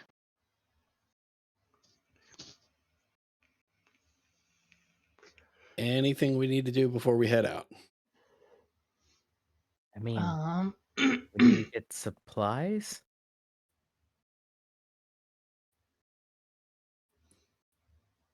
You would need traveling supplies, yeah. We got to eat.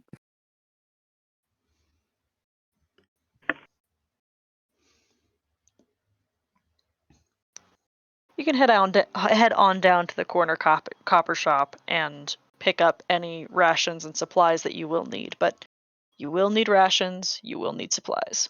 Some Luskin MREs. Mm-hmm. Delicious.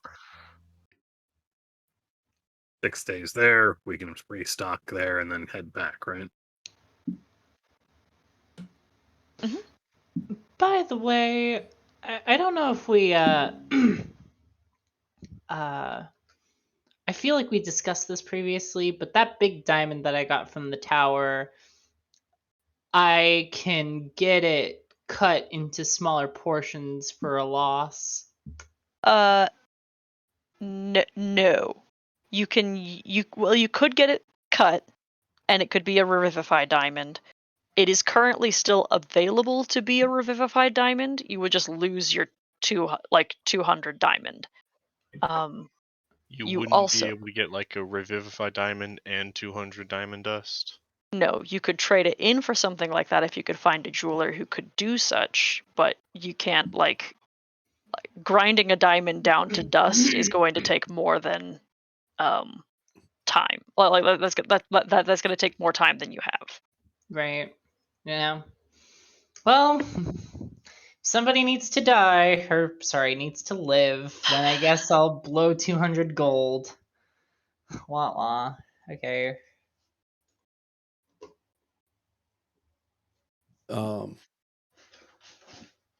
Should I don't know what this particular route of travel is going to be like. Should we purchase tents or will there be places to stay along the road? I mean, definitely sleeping rolls. Yeah.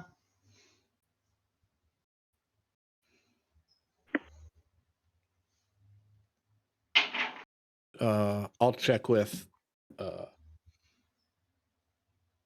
Static and Silence and Zed and Telltale and just inquire as to whether or not they've got enough travel gear.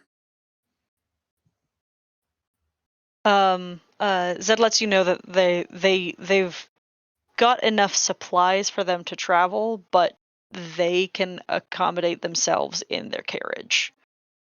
Okay. Excellent.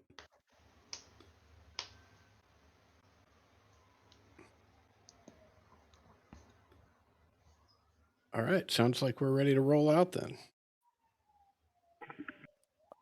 Buy me Okay. a sleeping roll real quick.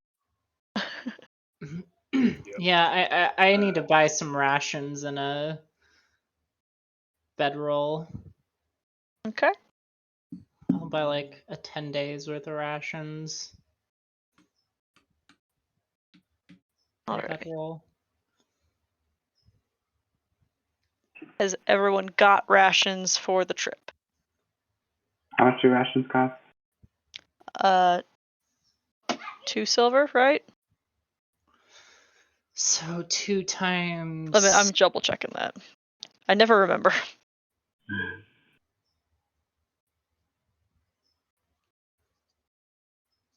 Gun is running real slow. 5 silver for 1 day of rations. That's what it is. I remember it's an easy number, but I It's never remember 2 what it pounds. is. Yeah.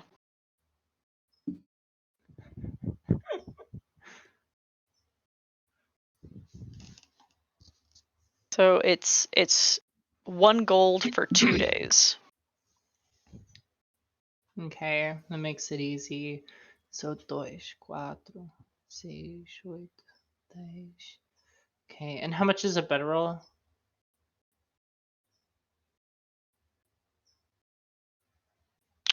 Oh shoot. 1 gold.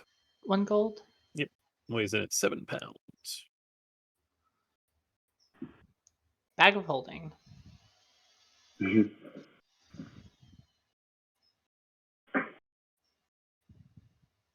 Okay. Is that it for everyone? Okay. Mhm. Yep. Okay. So, the accommodations are thus in traveling. As the horseless carriage is like driven out onto the street, it does require that somebody steers and drives. And with the passengers inside, which include the band members, they explained that like the original arrangement had been one of the golems drove, and now they don't have that anymore. Mhm. So So someone excited to try to drive the. I got land vehicles. I've never driven like horseless one. Haza's so excited. Do you say I'm excited to try driving the horseless carriage, or Yes. do you say I'm proficient in driving vehicles? One after the other. It'll be first the like, oh, I can drive like some vehicles. I'm excited to try to drive a horseless vehicle. Okay. Please make me a persuasion check at disadvantage. Mhm.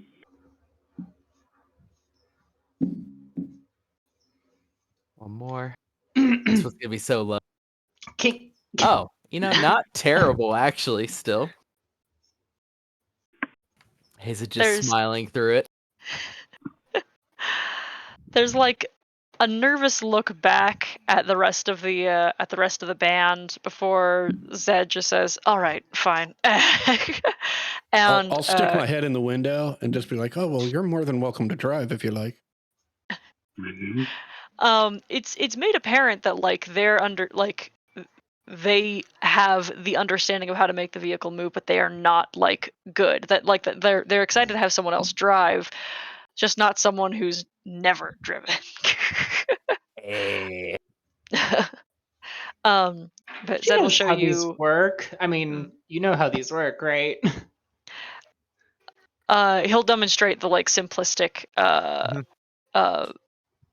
utility of its movement. Here's also a very important thing. There is only room in the carriage for them. Everyone else has to walk outside or find something else to do. How many people can ride on top? Yeah, I was gonna say, how is the sitting space on the top of this bad boy? Also, There's how not fast sitting do they space. go? There is storage There is. space. It's a carriage. Well, yeah, you can sit on top of it. It's not like it's a covered wagon. I assume that it's solid One all the way other around. person can sit They up on have the all bench of with me. their stuff up there. This is a Yeah. a band bus, not a. I imagine. And I can sit on their stuff. They probably have rig cases for all their gear. I can sit on the cases. Considering the bench I'm on is designed for a golem, I think one other person can sit on the bench with me. That is I was accurate. just about to say, Yeah. I would like to sit next to my new running buddy. You're taking Aw. advantage of the situation. You're like, fuck yeah, I don't have to walk. Oh, I've got an in. All right.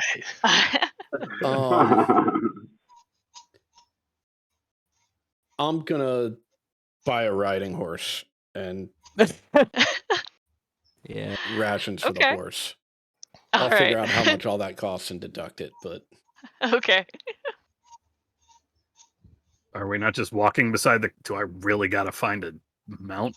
Oh, Well, I gosh. was probably just going to walk unless I won't be able to keep up.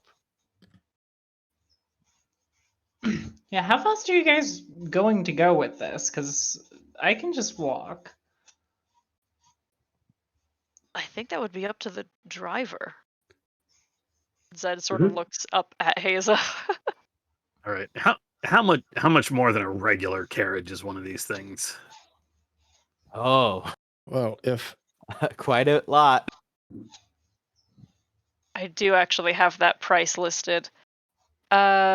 A horseless carriage is 400 gold. That's not bad. I will once again remind you all how much money people normally have in this society.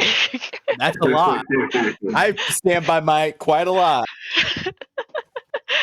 You're right that is something that is not feasibly out of your own price range. Well, okay, but then how much is a riding horse? 75 gold. It's for serious? Yeah. You got to keep that thing alive, though. Yeah. Yeah, but like, how much are rations the same amount of price? No, rations for a horse aren't the same amount as they are for a person. You just need oats. Are they not? Is that listed? Feed per day is 5 copper instead of 5 silver. It is Holy literally shit. 1/10 the price. That kicks ass, actually. It also weighs 10 pounds per day. Bag of Good holding. thing I got a horse. Yeah, I mean, And a a riding horse. horse, carrying capacity 480 pounds. Yeah. Now add the person, their full plate armor. that Yeah, 480 pounds disappears real quick. But certainly enough for 6 days worth of stuff. Uh-huh. How much would that price out to be, Adam? What's the math? That would be 3 silver for the feed for 6 days, and 75 gold for the horse. What's that? Okay, how many platinum? people can fit into one of these horseless carriages for 400 gold? A total of 6. Oh wow! Well, I'll have And the fun, musicians don't have room for us. so- Isn't there only 4? I can only drive one. There are only 4 members of the band, but they have the giant golem in the back as well. Yeah. That's right. Plus, maybe they're prima donnas. Honestly, that's Yeah. where I was going with that. that would suck really bad. Hey, dudes, we saved your life. Be pretentious at us. It's less about pretentious and more like you guys are still the armed guard and they are soft, vulnerable bards. And the least I could do is let a Hyacinth sit in there.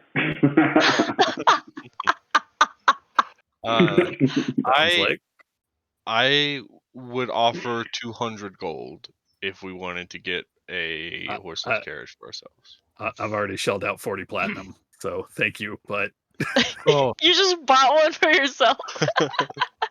I was gonna make a "we'll have fun till Asgaroth takes the T-bird away" joke, and then invite everyone to pile in. oh wow. But I am gonna need somebody hold. taller than me to drive, though. I mean, I But don't think none this- of us know how to drive. kind of want to drive ours. Torek, none of us know how to drive. Hey, We can Yeah, learn so from the don't road. try to do anything stupid and dangerous. Just stay on the road and go straight. do one I of you can't know how to see is drive the problem. Your cart.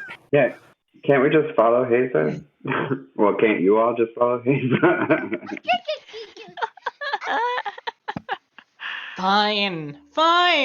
If it's so Not like you're easy, I'll fighting a do horse. it. Right. You do it. I'll play lookout. I mean, Alright. honestly, it's not that hard. You'll be fine. Can I sit on the top of this horseless carriage? I will allow Hyacinth to sit on the top of it because I don't have. Excuse me, to this is store. my car. I will be on top because I have a gun. Okay, that's fair. Mel, That's reasonable. You are welcome to ride in the carriage, Hyacinth, however. Thank you. Mel gets out of the driver's seat and gestures towards it for Torek. Yeah? Oh, I'm sorry. I have some books in here, and she'll start shifting through bags of holding. You want to drive, Torek? Give away my spot on my own carriage. Torque's right. Torque's right. He's got a gun. He's best on the high ground. I'm just about to hand over gold for this horse when I look over my shoulder and see these three fighting over where they're going to sit in this horseless carriage, and I apologize to the stable person and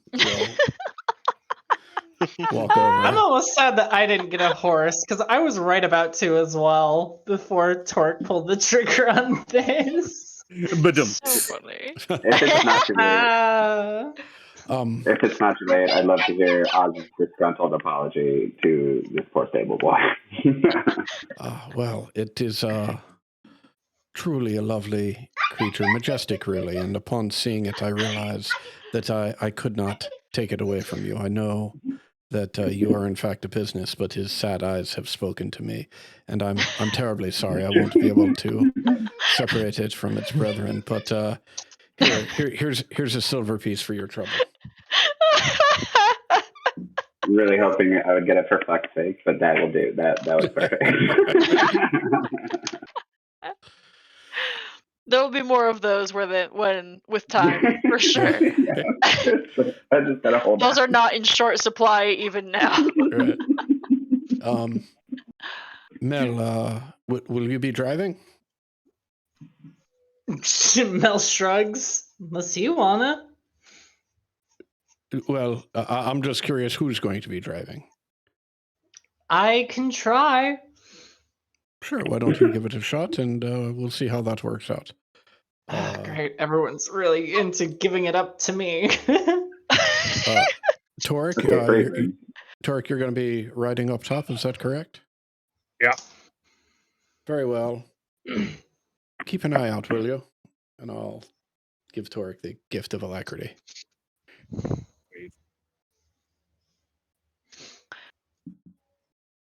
All right.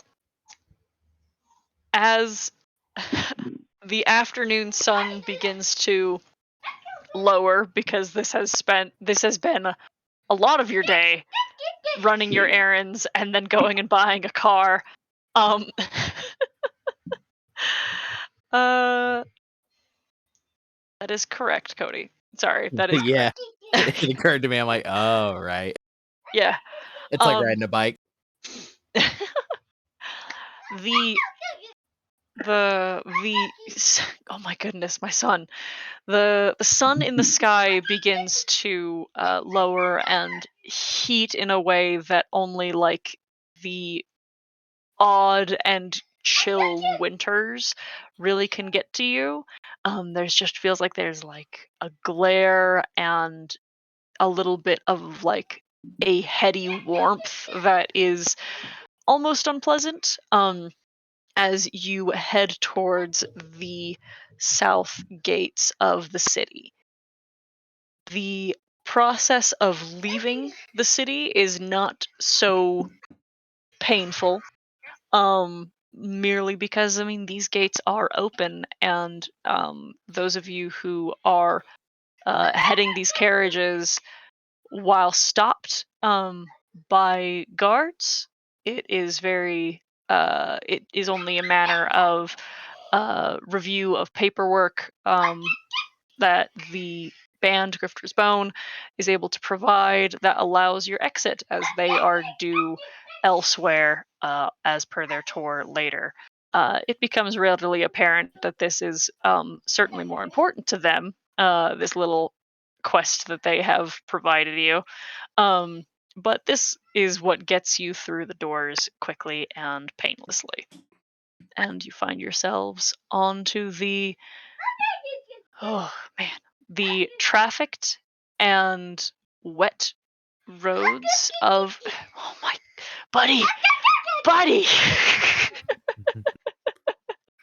of the main ways south. The trees around you are tall and green firs that offer some shade from the odd gray sky and sun. The snow that has pooled and piled off the sides of the road melts into gray brown sludge and makes the paths not altogether terribly annoying to traverse. And as some of you are getting used to these wagons that are not wagons in the traditional sense, in any way that you could really be particularly practiced with, even with background experience, I need the both of you who are driving to make wisdom or intelligence based water or land vehicle proficiency checks. So just a wisdom For you, yeah. for me. All right. Don't forget about guidance.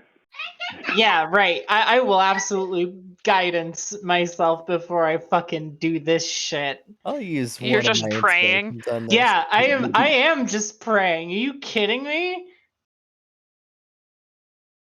Oh fuck, that's charisma. That's God fucking damn it. It's also Sorry. just a check. It's not a save. Oh. Then there you are. There we go. A 13 plus a d4. Jinx at 15. I'm gonna use an inspiration real quick. Let's see if I can do slightly better than a 4. I say that it's about to be a 2. Oh! Or nat 20. Fucking inspiration well spent. I fucking got this shit. So the device that is in front of you, the panel that is sitting essentially like up and over your lap, is this stonework that is runic. There are whistles and knobs and such that seem like a lot in general, but the interface with the object itself is this stone plaque that has runic charms placed into it that tracing and steadying your hands against. For Haza, who has had experience with driving wagons, you can feel the similarity with the with guiding two horses. You can feel like how you're supposed to keep your hands in a steady place and how to move them across the panel to like turn and navigate like some of these rougher spots of the road. This is not an inclination that comes easily to Mel.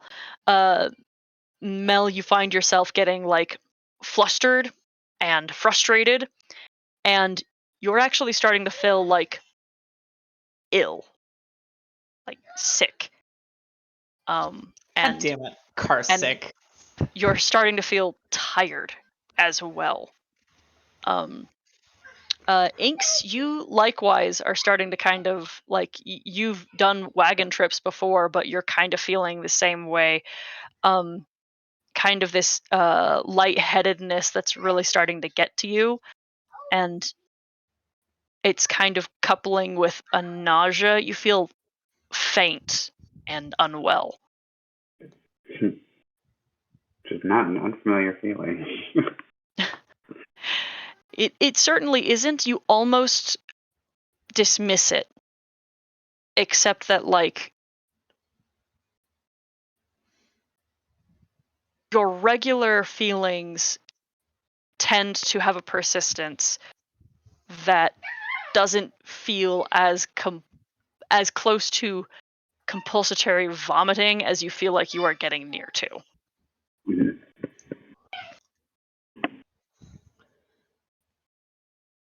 And as you travel,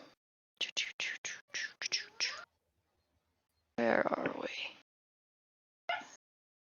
Yeah, Inks wouldn't say anything until she actively pukes. Okay. Fortunately, in your first day of travel, as the sun begins to lower and cool, and the weird wintry heat from the angled sun begins to fade, you don't feel nauseous enough to vomit, and even once it starts to cool down and then starts to get cold, that illness doesn't really go away for either of you. When you have so the sun goes low, you have the opportunity, because your day got eaten in Luskin a little bit. You can either continue to push into the night a little bit, or once it gets dark, you can pull to the side of the road and rest.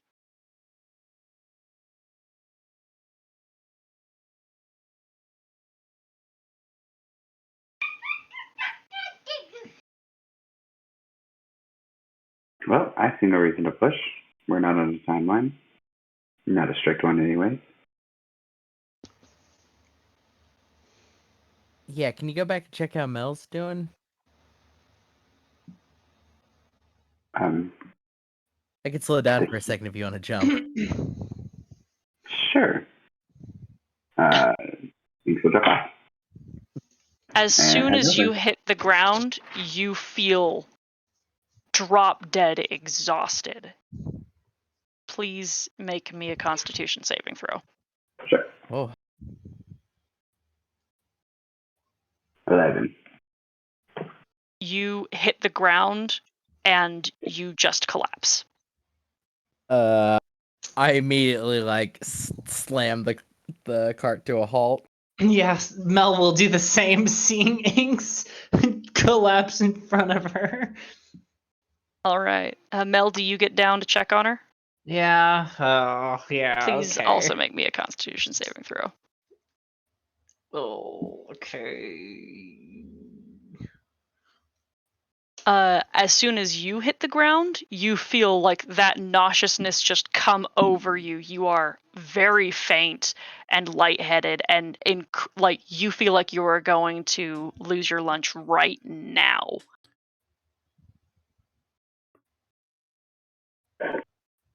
Ah, shit, I'm gonna have to jump off and get fucking Inks, because Inks is face planted, right?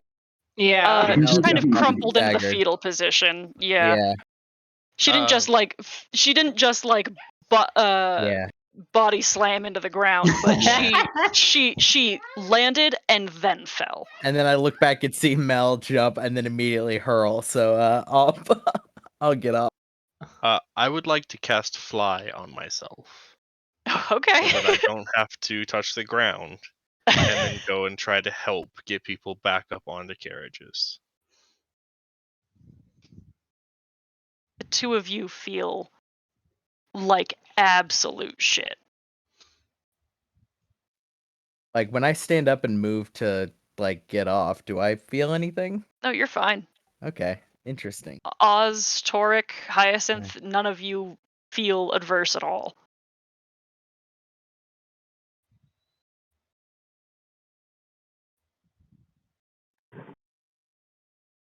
Do you set? I guess here's a question: when you pick up Inks with your fly, do you put Inks back on the bench next to me? Yeah, I think so. Just that's the closest. Like, I'm not Yeah. very strong, so I'm just bringing them to the closest spot I can put them. Inks Yeah, is it's okay. I cold don't weigh and very clammy much. to your touch. Inks, you okay? I'm still passed out, right? You're conscious. You just couldn't get yourself to stand. Not feeling great. What's going on? Wait, I don't why know. is Mel? Mel, Yeah, I'm what's fine. what's wrong with you? Sick. I think it's just the bumpiness of everything. I just need a minute.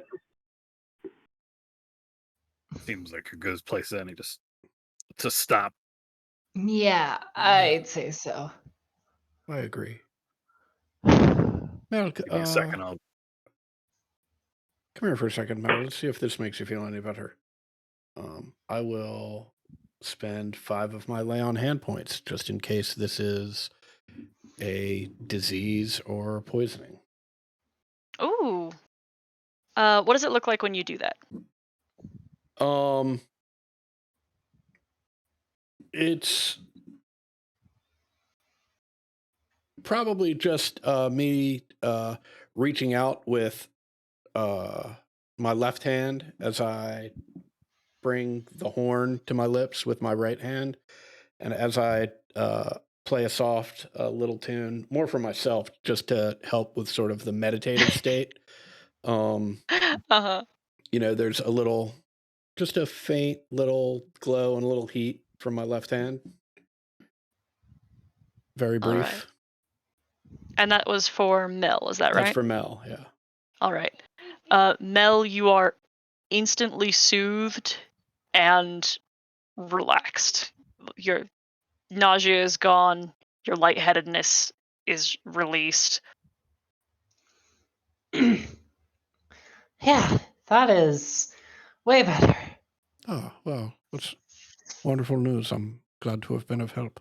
I better find Inks, and I'll go over and do the same thing to Inks. All right. Likewise, Inks, like you can feel your senses return. You feel sweaty, but not cold anymore. And those failed con saves from a few weeks ago have been resolved. Oh, fuck. Oh, wait. Oh, no. Oh. I think that's twice now I really owe you. Well, it's my pleasure. You really don't owe me a thing. I'm just happy to be able to help.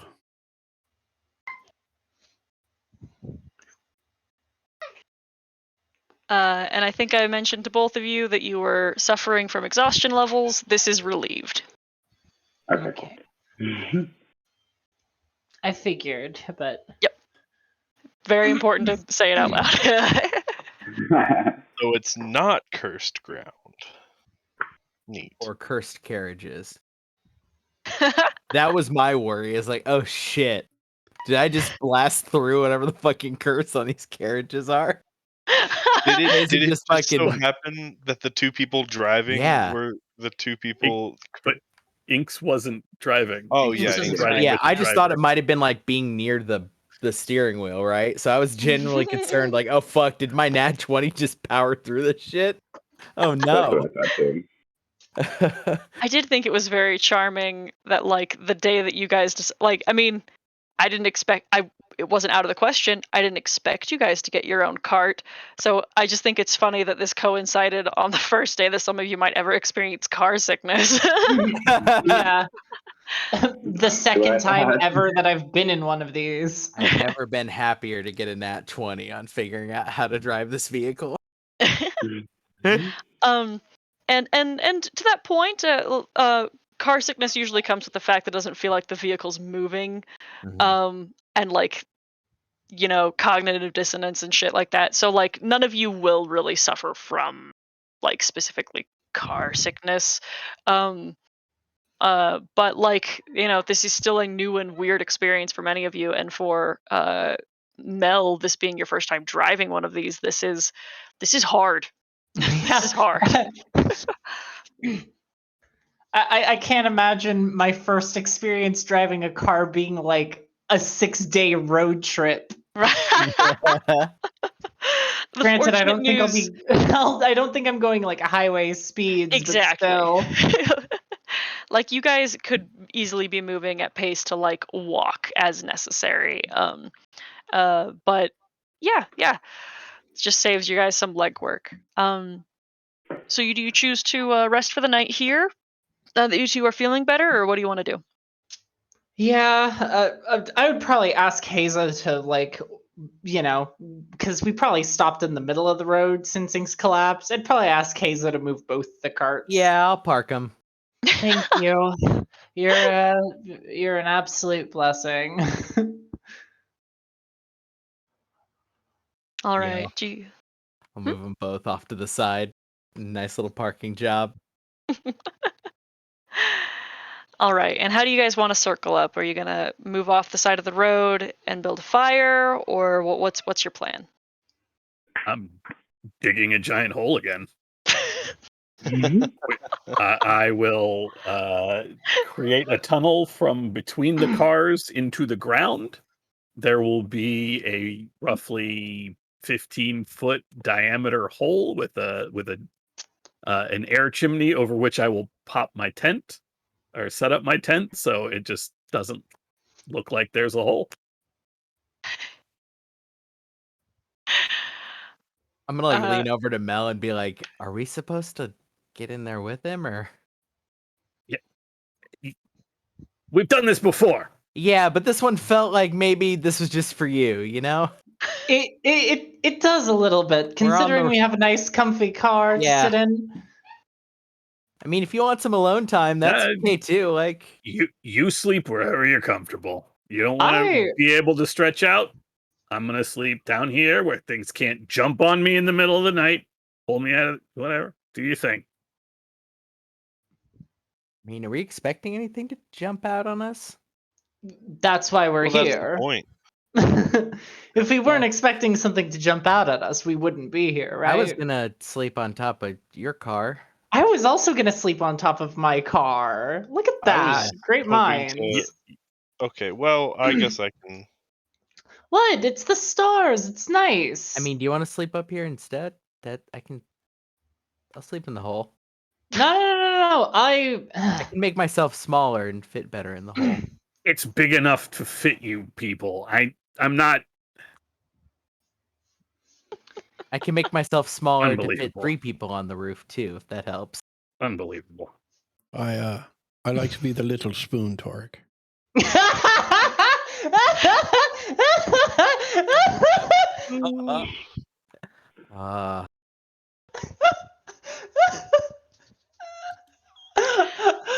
not gonna get in the middle of that. I'm on the roof. Static kind of leans her head out the window and shouts over to Inks, "Is it like this all the time?" Constantly. She gives like a real tired look. Mel will whip back and be like, "What's it like for you?" What's what like? Mel just sort of like gestures around her. This. She sticks her hands out of the window to grab the like roof of the carriage and pull herself out and drop out the window. And just says, "It's very nice to go where we'd like to go and get paid to perform. Although usually we do have security. So again, thank you for that." Yeah, and none of you know how to drive these vehicles either. Look, we bought things that drove it for us. But it feels better. like also You learn. keep sarcastically thanking us for your security. I mean, did you want us to just let him kill more people next time? No, I'm saying on the road. Okay, so you're implying that we'll sleep on the roof. Appreciating the help is all. It's usually my bad. You dangerous. have a very sarcastic tone to you, which I would normally appreciate. But I just wasn't. I couldn't tell. That's all. Okay. I am sincerely, and she bends down at the waist and bows, thanking you all for coming out here and risking your asses for our asses. Yeah, see, it's still. I mean, I get it, but it still sounds sarcastic. Do not make them grovel. I'm not making them grovel. I'm being genuine. Tell me it doesn't sound sarcastic. It doesn't sound sarcastic. You're lying to me, Mel. It sounds a little sarcastic. I mean, probably angry that we fucked up their robots, but you know what might like as somebody who isn't mad about that and cannot be mad because we were in the right. I'm just not gonna. No, take it I recognize seriously. that now. It's amazing. It's a very impressive skill. That's all I'm saying. Okay, I'll do security by sleeping on the bench on this wagon, and you all sleep on the roof on that one. I will join Turek in the hole. I think I've had enough of a wagon for today. That's Are we going to bed right this minute? no. I mean, maybe Well, I'll be up for a few more hours before I do my thing, but Static, would you or any of your bandmates like to jam a little bit before bedtime? She kind of blows the hair out of her face and looks up on the top of the wagon where all the gear is stored. Yeah, one sec. And she begins clambering on top to start unpacking some stuff. And she leans her head into the window and just shouts very loudly, "Hey, the one guy wants to play!" And Silence kind of pokes her head out and she says, "That's still rude. Who is it? What do you play?" And she's out shouting out in your direction. I'm Oz. a multi-instrumentalist. I got a horn, a drum, and a lyre here with me. Well, would you be all right? Well, what sort of? Do you have a little? I don't want to pull out my whole set. Could I borrow your drum? Certainly. She'll walk out the door as well, and they'll come out and sit with you. Fantastic. I've got a flute, but I don't really know. I only know a couple of songs, and they aren't really like, I don't know, the kind of Oh, well, tunes that y'all play. Then those are the songs that we'll play. Then, come join us. The other two members of the band come as well. Telltale and Zed. Zed does not, as the vocalist, does not do a lot of participating. Just kind of hums along and is mostly there to vibe. And actually speak for Telltale as necessary. Somebody hand Zed a tambourine.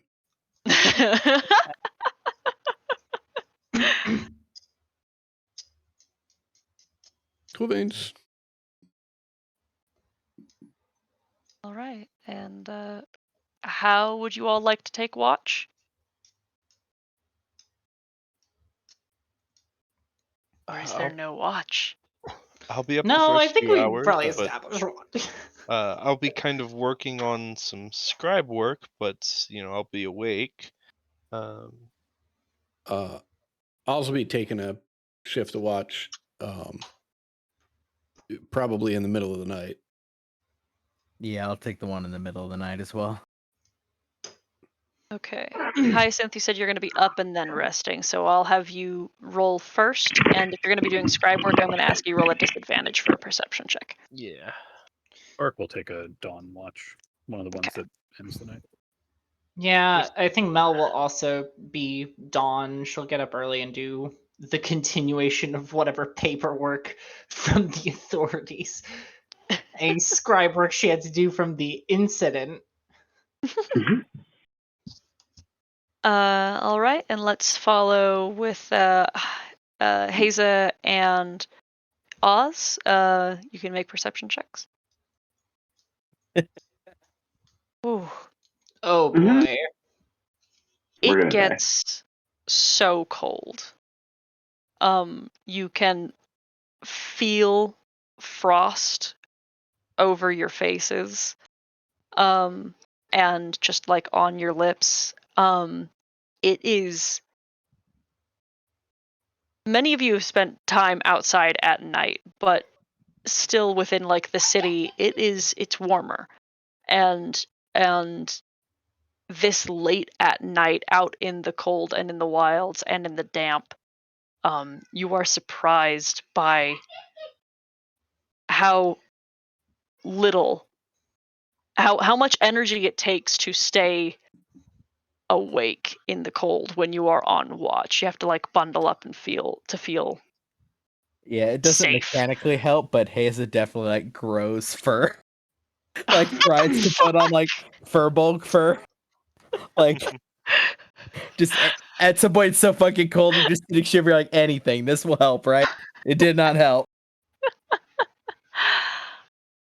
And that leaves Toruk in the morning, peeking your head out of your tunnel and realizing how fucking cold it is outside of the tunnel. That's fine. I have a ring of warmth. Really? We're in What? I'm a cold-blooded creature, and we have been in the frozen north since the start of the game. Valid. Fuck. Yeah. You got this. I forgot that you'd picked it up, and I'm not surprised you did. I just adore it. Ooh. Okay, well. Yeah, I'm cold on the fucking roof. And paperwork. It's hard to write with cold hands. Yeah, I will climb on top of the car, but I'm doing my best not to wake people up. We're crushing it, everyone. This is why I dug a fucking hole. I can't move around. Then go back in your hole, Toruk. I can't see you. I dug the hole so people wouldn't be here, so I could stand here and watch. No, go back to. Well, bye. Just don't wake up. Just don't wake up. All right, we're good. I'm up for We're people, Toruk. I'm not talking to you. I'm talking to. Never mind. Just do your thing. Do your thing, Mel. All right. So bad. You rolled so bad. I did not have any night encounters for you today. Nothing comes your way to accost you. Sometimes D's get degrees. Yeah.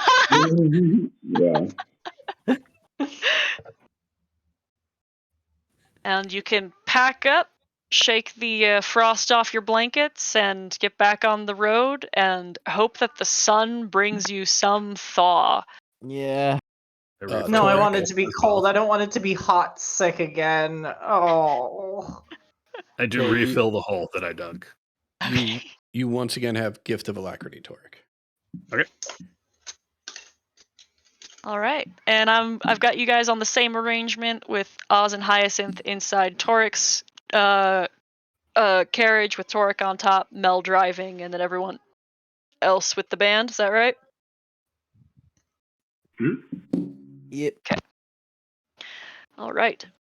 The next bit of the day, Toruk, since you are on watch, why don't you give me a perception check? Hopefully, I can do better than last time.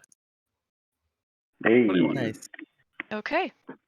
So your day warms some before the clouds come in, and while the clouds do not make it bitter cold, it does darken, and the kind of mottled skies afford enough light to see well enough into the tree line and keep anything. Most creatures are intelligent enough to not come to the main roads. It isn't safe for them.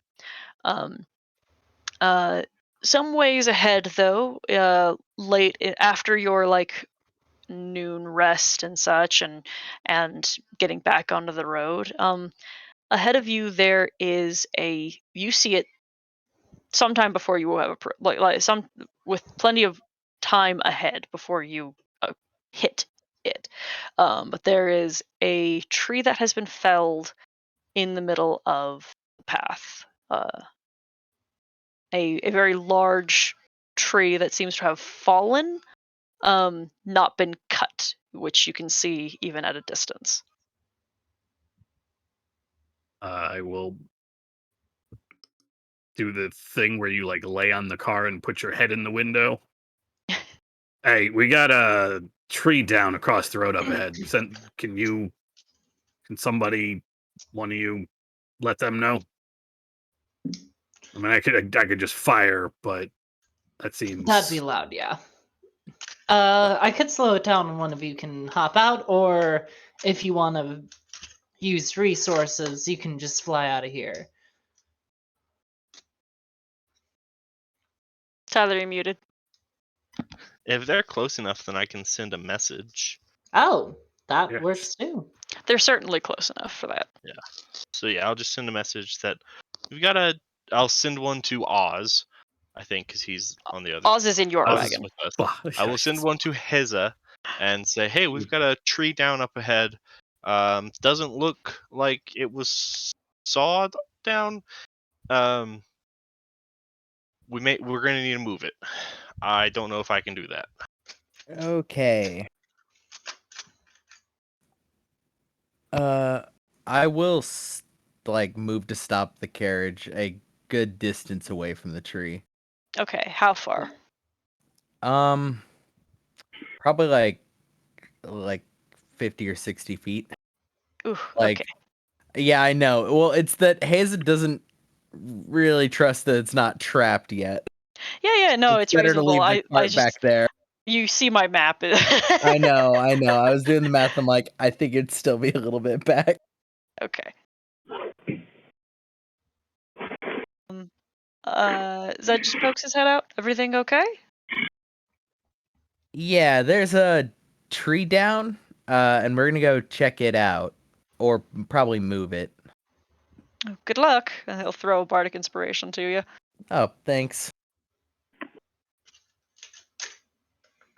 Yeah, I'll hop down and wait for like the couple seconds for the carriage behind us to catch up and stop. Okay.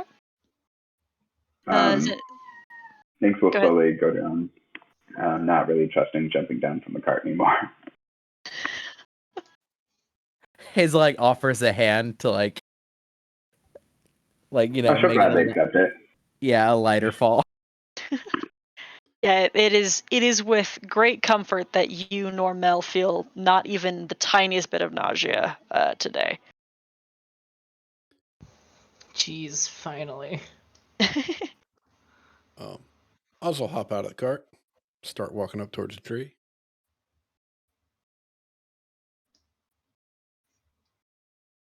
All right. When you all is anyone not going? I will keep my place on top of my cart. Fair enough. Overwatch. I don't know. I'm not sure how I can help you with this tree. It's true. 2 feet tall. And Hyacinth, anything from you? I think I will cast fly and kind of just fly up and have like an aerial look down. And Mel, are you staying at your cart? No, I'm gonna head out. I'm just having trouble grabbing my fucking token. No worries. I can get that for you if you'd like. Oh. I moved you. Sorry. Thank you. Okay. So some 30 feet closer, you all can get. You can hear voices.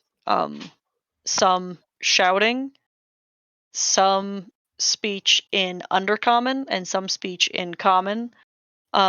Hyacinth flying over, you see what appears to be a gang of hobgoblins and orcs who are on one side, who are on the opposite side of the tree, who are confronting a number of humanoid individuals on the other side of the tree. There seems to be a lot of shouting and confusion, and blades drawn on either side. Could you make me a perception check? Okay. You don't see where it comes from or what starts, but you see like the impact of something bright and yellow smash into one of the orcs. We are actually going to roll into initiative, keeping in mind that each of you on the ground. Oz, you are 30 feet away, and that'll be like the metric we're starting with is like Oz is at 30 feet from the tree, even though that's not exactly accurate, but that's how long it'll take you to get there. And then everyone else will be, 5, then 10 feet back, respectively. Let me get those tokens on the map.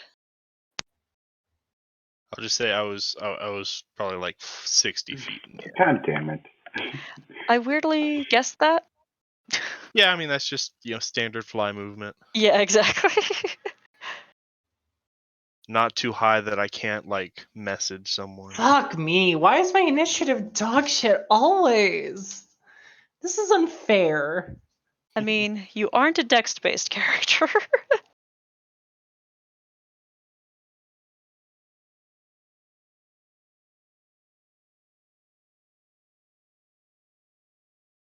Would have been smart to roll initiative early. Don't know why I don't think about that. Oh, I never think about that. Sometimes I don't even think about making a map early, so. Oh.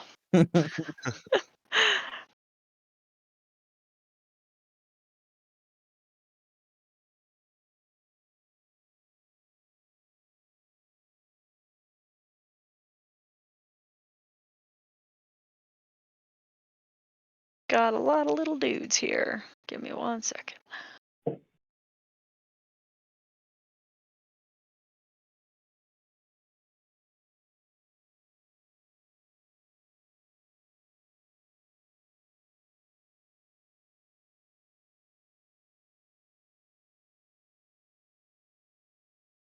So having to turn on all the whispers for all of them. Fuck past me for not doing that part at least. Go past me, my greatest enemy. Okay, there we go. All right, Inks, you are up first. You do not see what is happening. You only have, you can only vaguely hear people shouting at one another on the other side. Okay, then I will run, not mechanically, to the spot right there. Boom. Can I see them now? Mostly what you see is like the hobgoblins' backs and then like the figures kind of between them on the other side, but there's a lot of obscurity still. Okay, and I can tell they're fighting? Yeah. Okay. Hi, everyone. Just trying to see if there's a way to resolve this peacefully. And I'm not attempting to persuade. I'm looking at reactions and trying to see who the aggressors are. Oh, great. Cool. An arrow whizzes past you. Do I know who that's from? There is a bowman here. Can I use my reaction to catch this? Yes, you can mechanically. Hell yeah. Monk shit. Monk shit. Monk shit. This is the first time I've done it. I have no idea what I'm doing. Hold on. It's like missiles. Okay, cool. It's when I'm hit by a ranged weapon. Oh, it's when you're hit. Oh, damn. Okay. Yeah. It just flies past you. You can feel it pulling at your hair as it just flies by. Okay. In that case, I will. Okay, you're first then.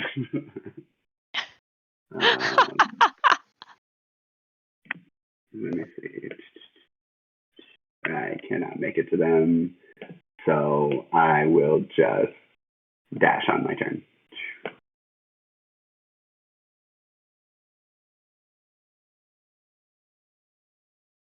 And then goblins say, "What's up, brethren?" Here to help, and that's my turn. All right. As you do, and you give that little shout, this individual here who's wearing light-colored robes, very heavy fabrics, just shouts, "How many more fuckers are there?" And then it is Torik's turn. Feels racist. I can't see any of this.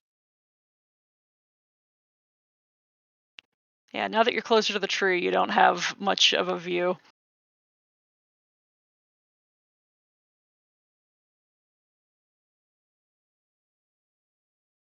What's going on? I hear shouting. No idea. I will take my action to dash. Jesus fuck. Hop. Excuse me. Hop. Who the fuck are all of you? Why is there a tree down? That's my action. I'm actually done. Okay. Haza. Yeah. I guess I will, fucking dash after Inks. Seeing Inks just full on pell-mell. So it's 30 to here. I now see the fracas, right? Yes. Okay. I am gonna do a dumb but a thing, which is run to the. Yeah, I got a few more. Check the amount that is. Yeah, 30 feet. Okay, run a little bit more, and then I still have to use the little bit last of my dash. Misty step basically into the middle of them. Like just holding my arms up, like shield up, yelling like stop, stop, stop, stop, stop. In undercommon and common. And that's my turn. Dash and bonus action, Misty step in the middle of him. Okay. All right, Oz.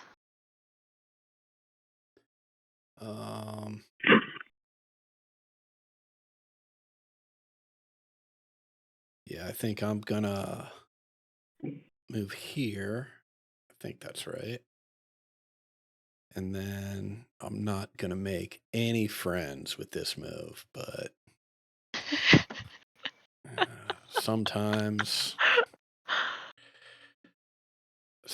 that just happens. I'm gonna say, all right, everybody, let's just calm down and try and use our words. And I am casting Calm Emotions. Yeah, baby. Oh. What's that save? Charisma. So 16. Does that get everybody? Definitely not. That's everybody. That gets us. It's what save? Charisma. Charisma, nice. Well, I say nice. I'm about to fuck this up. Oh. I already know it's gonna fail it. Yeah, no. I'm mellow. Oh man.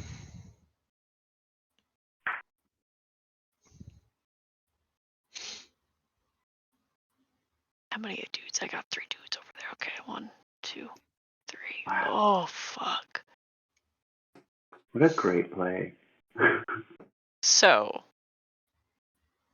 there's a lot of immediately relieved tension. Let me just mark all of those who are under the effect. The bowman chills, as does the small woman who is next to him. Do any of my... Oh, none of you did. None of the hobgoblins save. Oh man, that's great. One side of this conflict is completely chilled. The other side... This one, not save. And then one of the orcs also saved. So most failed. Haza, you chilled out. Yeah. I mean, and so did Inks. huh. Yeah. All right. Okay. All right. The hobgoblin, one of them turns back in your direction, Oz, and very calm, like very, very calmly says, "Please stand down, sir." And he's speaking exclusively in Goblin. We have this handled. This is none of your business.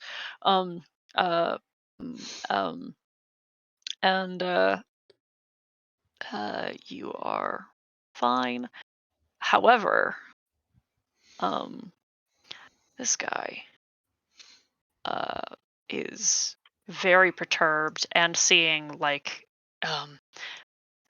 this wave of apathy wash over his companions, he loses it a little, just shouting, "What are you doing?" And he from the earth, spires of light begin to explode out around him.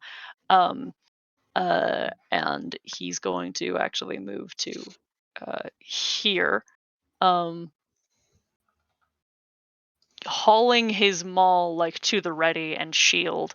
The yellow star, like sun star crest across it, just absolutely absorbing all of the light in the sky and nearly blinding you, Haza, as he casts a spell.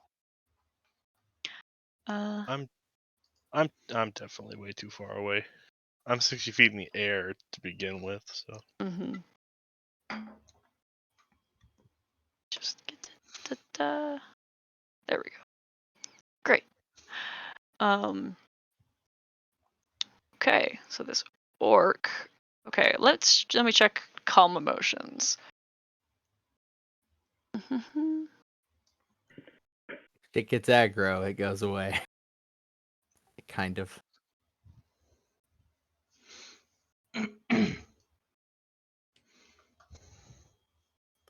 Harmed by a spell or witness any of its friends being harmed. Okay, yeah. This shakes the alert back into a few of these folks. They have to make immediate wisdom saves. Oh, that's no good. They did bad on those saves.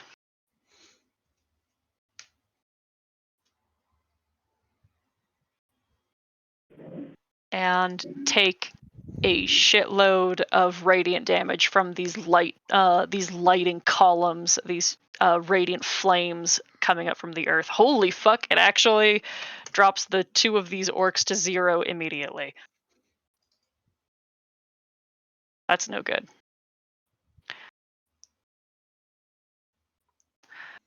Okay. You are in apathy. And Hyacinth, you are next. Okay. I will lower my elevation about 40 feet as I fly my 60 feet over here. I lower it to 40 feet, not by 40 feet. Okay. Ooh, there we go.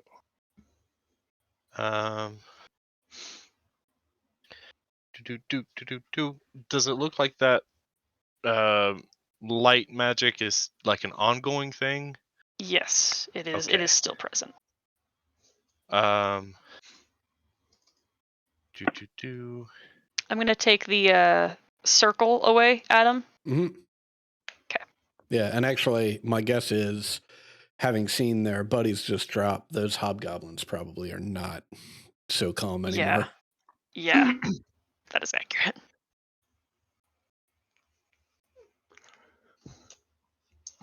All right. Am I within 30 feet of the magical effect? If it's like an area thing? You dropped 20 feet in the air, so you're 40 feet up, right? Yeah. But I didn't know if this was like a cylinder kind of thing that's also up in the air. It's more appropriately a sphere. Okay. But you are still within 30 feet, yes. Okay, then I'd like to cast Dispel Magic. Okay. You can do so, and what does that look like? That's a good question. Is the sphere like a visible sphere? Like It's just it's these columns of like radiant light that are just coming up through the ground, like between stones, and it just is making this bubble of light. Trying to just like see that and counteract it will like cast like beams of like darkness to envelop it and dissolve it. Okay. And then because that is an abjuration spell, that will activate my ward. Okay. Is that it for your turn? Yes, it is. Okay, Melixitha.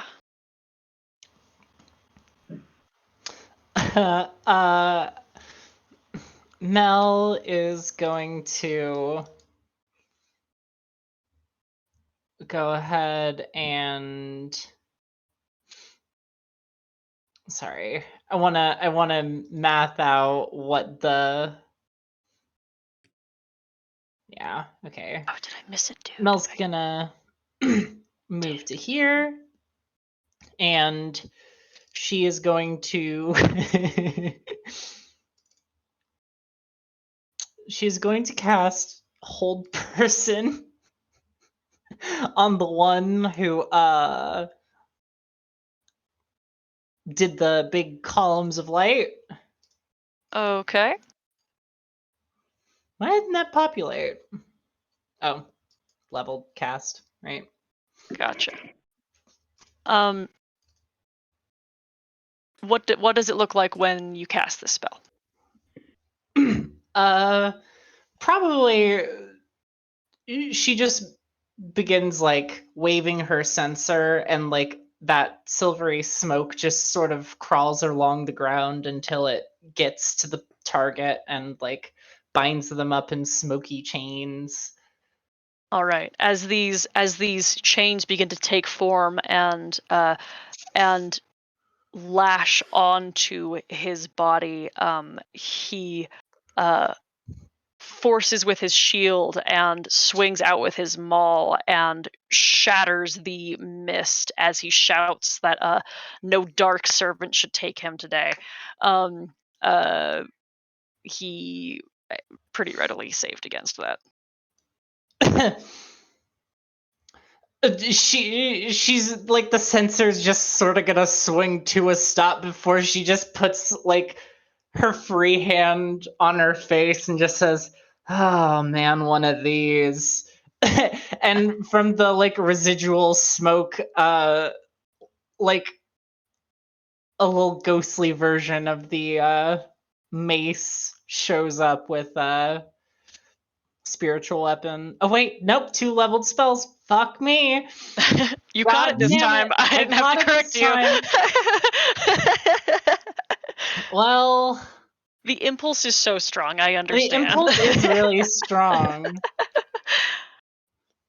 All right. Is that it for your turn then, or? Yeah.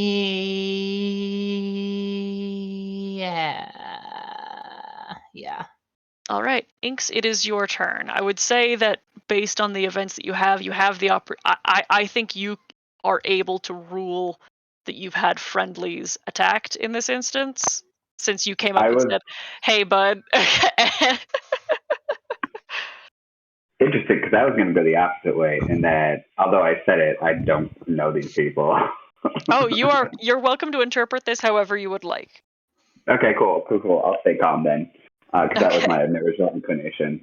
So like, hey man, like, we don't have to do this. I know I said some things both in common and in goblin, but there's no real reason to fight. And then I'll switch to common or goblin. Stop the aggression and just chill out. And that is me attempting to persuade. I don't even need you to roll. You just hear you hear back. Just he responds in Goblin. Just that these rabble rousers are abusing the trade route. You actually can see, like you're standing right next to this guy. This is a member of the Luxron Corps, as are all of these goblinoids. Yeah, I was gonna say these guys might be guards. I'm just gonna respond and, hey, I get it. You gotta live life, man.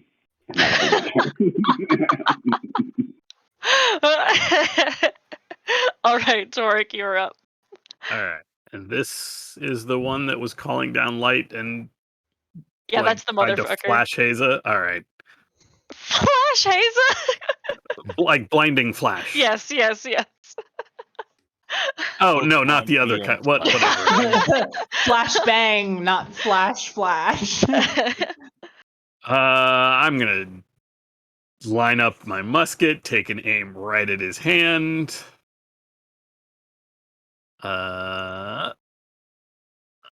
I don't know if that will hit. That will hit. All right, because I'm going to use piercing shot. That's the wrong one. Disarming shot. There it goes. If he's got some sort of like weapon or holy symbol, what is in his hands? He has in the one shield a white painted steel shield with bright bronze star, like sun star crest, and then the other is in the other hand is a maul that he is wielding. His grip is apparently godsend. He got a 22 on that save. I was actually really hoping he'd drop it. I thought it would have been funny. That's still 9 piercing damage. Yeah, that still hurts. All right. I have a second shot. Do I try this again? Ooh. All right. Yeah, I'll do it again. I'll disarming shot again. Who needs either of my grid points? Okay, that one is a fail. It makes sense to me to drop the maul. Yeah, I'm not sure. Shields don't really count as held. Yeah, exactly. So, it's hard to get that one to just shake off. Yeah, because of the whole takes full action to equip all that. So yeah, and all the strappings and stuff. Why don't you give me that damage? Oh, right. 11 piercing. God damn! Ouch. I'm gonna need you to step away from my friend and stand the hell down. I'd like to use. I don't know if I have to use my reaction, but if I do, I'd like to use it to drop concentration. Because upon seeing this shot go off, I know how the spell works and know that dude's buddies won't be under the effect anymore, which means the only people affected by calm are now my allies. You can drop concentration at will. Does not require anything. Fantastic. You can just tell me. Yeah, then I am dropping concentration. Great. I will move over here so I can get a better shot. Or not shot, line. I can't because my character sheet is there. There we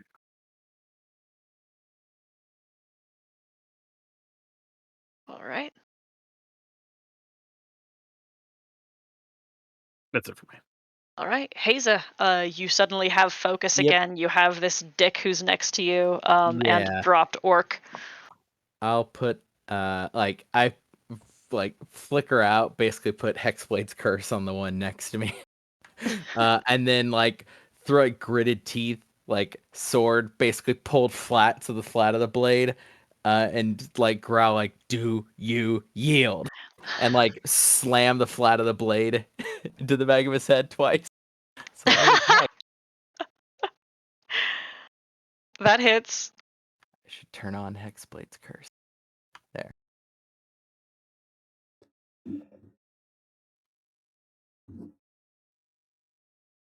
Just one, basically just non-lethal, but just smashing the blunt and the blunt side of the blade into his head. Swing again. Okay, that's a hit. Just boom, boom, hand on his shoulder, just yield. Okay. Oz. Are these two orcs dead, or are they just unconscious? Effectively making saving throws. Okay. I'm gonna come screaming in. Apologies. Didn't recognize you initially. Thought we could handle this peacefully. We'll help you subdue these. And I will, on this dude, I will cast a first level healing word. Ooh. And on this dude, I will use 2 points of lay on hands to bring him back up.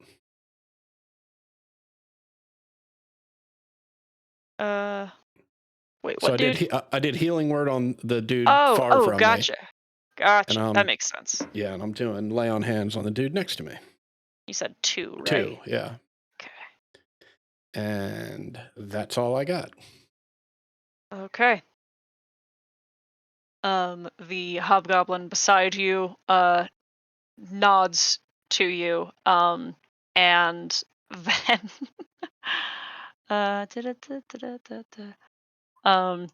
just takes a couple bold steps forward to bring the longsword down on this guy on your other side, Haza.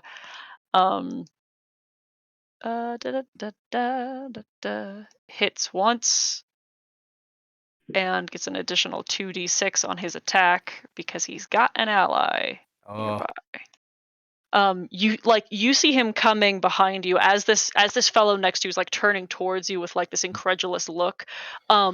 There is just an uppercut slice like up through his back, and you can hear the tearing of the fabric that sounds like the faint ringing of chainmail. You can hear like this guy is wearing a subtle suit, like it's all fabric, but it's being rent by this blade. And likewise, we'll have this guy come here, and this fellow over here, and both of them attack. Although only one of them hits.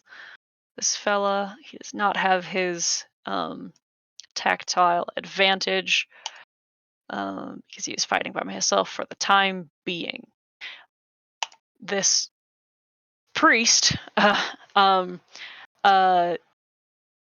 as he like turns to batter away the blade of the incoming hobgoblin with his shield, just kind of spits in your direction. What are you doing? And as he does so, he is going to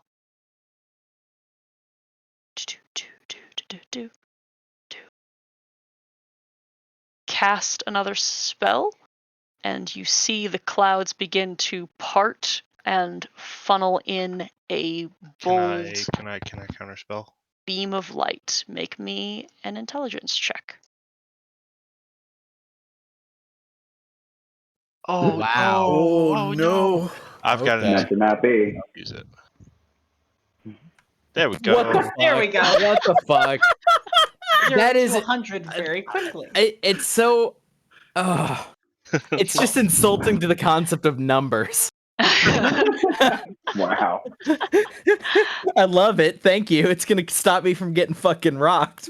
The clouds above you part, and this and begin to like swirl around and funnel and create this like this tunnel in the sky of this light that is coming down in a hyper focused beam.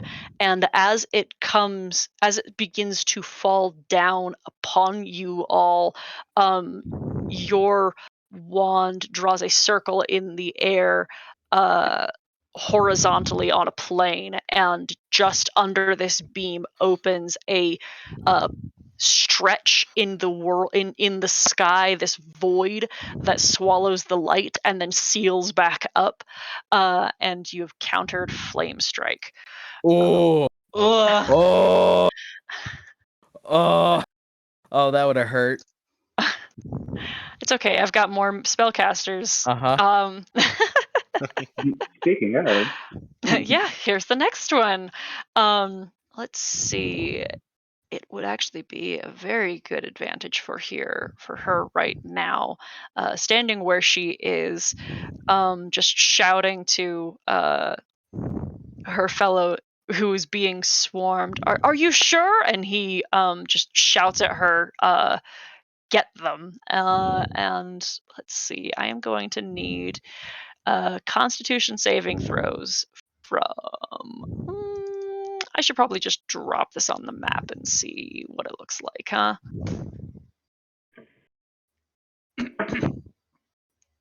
Oh, I'm worried.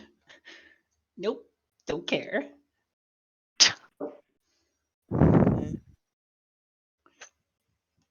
Wow. That's a crazy group that I've got here.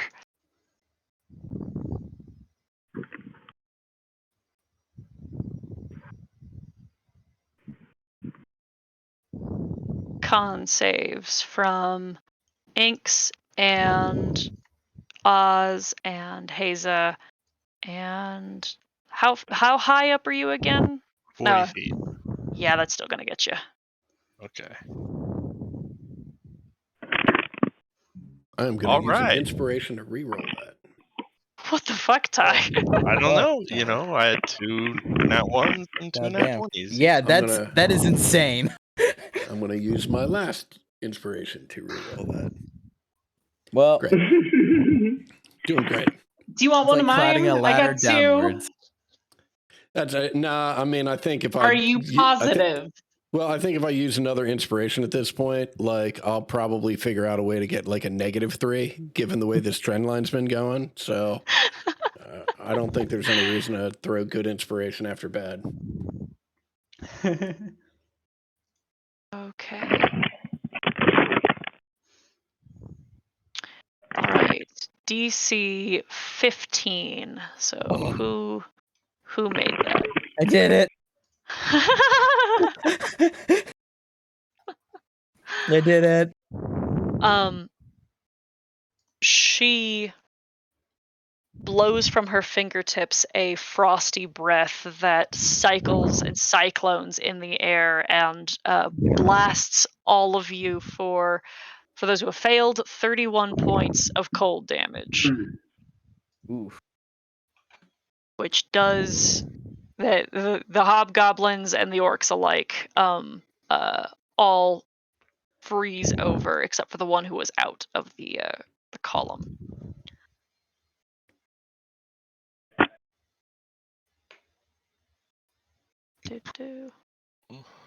Sorry, I've only got 1 reaction a turn. Yeah. Look, Flame Strike was a good one. Okay. Any on half? Yes, sorry, 15 on half. Okay. The archer sees Hyacinth in the air and raises his bow in her direction. Or their direction. Whoops. I have a 13 to hit. Just misses. And then a 20 to hit. Just hits. Okay. That is a total of... Oh god. They have like their feet grind into the ground, and they take like this whole steadying breath, and the first arrow flies past, and as your eyes are sort of trailing it behind. Let me go ahead and make a con save before we resolve that. Okay, I fell. What? Shit. What Oh my god.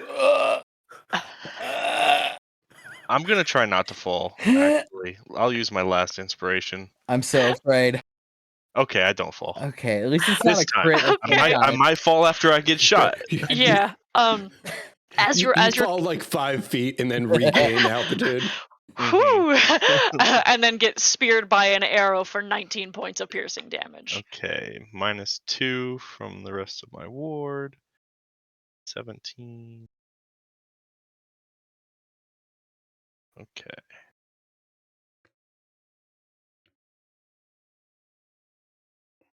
And now I'll make another one. Okay, all good. Now it is their turn. Hyacinth. All right.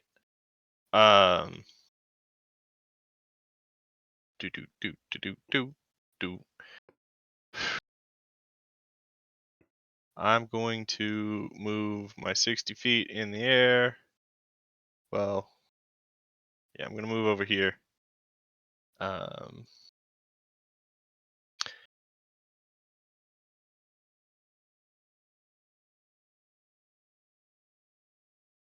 I didn't prep a whole lot of damaging spells this time around. Mark off that slot. I would actually like to get just here fully on the ground and cast a Rhymes Binding Ice. Okay. 3rd level And am I right in whenever I say that like the 3 people closest to me are the like ones that are like enemies right now? Yes. Okay. Well, let's make it here, and then I'm gonna try to angle this 30-foot cone to not get that hobgoblin. Okay.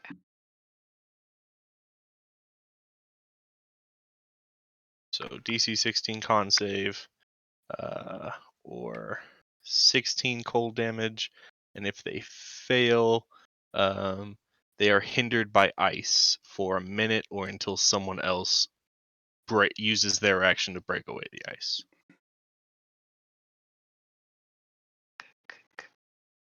Okay.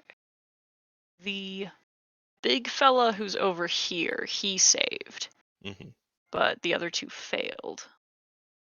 Okay, so yeah, their speed is 0, and those 2 can't move until someone else breaks them out.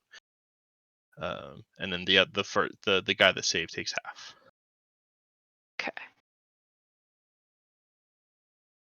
Could they break each other out? I don't see why not. Okay. So that's not like restricted. Okay. But it still would require the action to do so. Yeah, but someone else has to break them out so they can break each other out. Yeah. So, yeah. Okay. Is that it for your turn? I will phase step 30 feet into the air. Okay. And then that's the end of my turn. All right. This really big guy here is going to step between the unfrozen hobgoblin and Inks, and with a scimitar in one hand that he twirls and the dagger that he holds backwards, will first attack hobgoblin with one of those that's going to hit, and then a 12 I'm sure does not hit Inks. Nope. Okay. Well, that is a very bad slash across the arm to the hobgoblin. He's bleeding pretty severely. All right. Mel.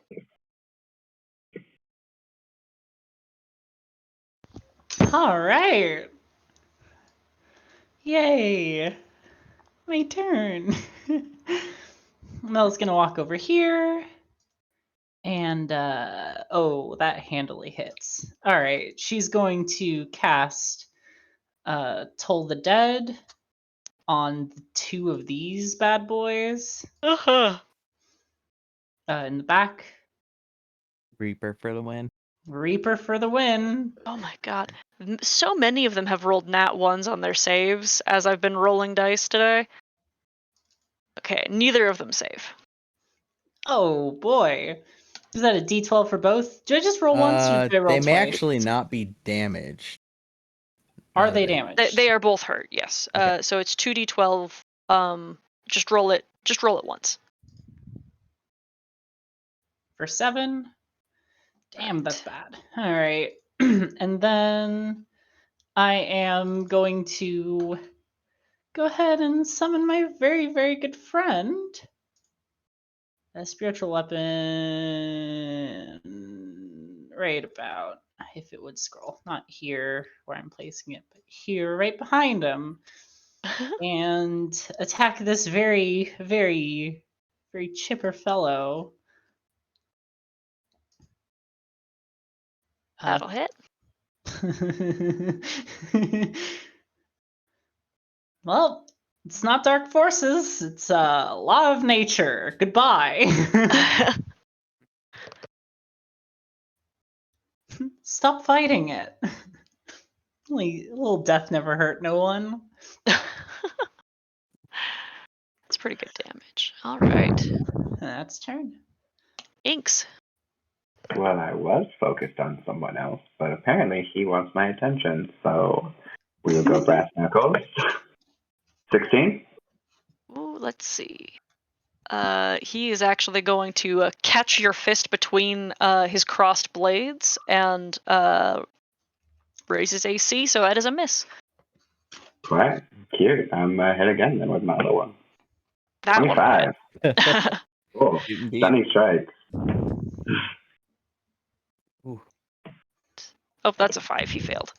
You Ah. you swing out with your with your fist, and and you can hear the clang of your brass knuckles catching on the blades, and then you just swing out and kick him in the nuts, and he's frozen. Hi, that's paralyzed, right? It is Done. incapacitated. Done. You do have advantage on the Yeah. attack. Cool. That's what I was looking for. 26. Oh shit, I'm at 3. I forgot to take Flurry of Blows. Alright, 12. That's my turn. Okay. All right.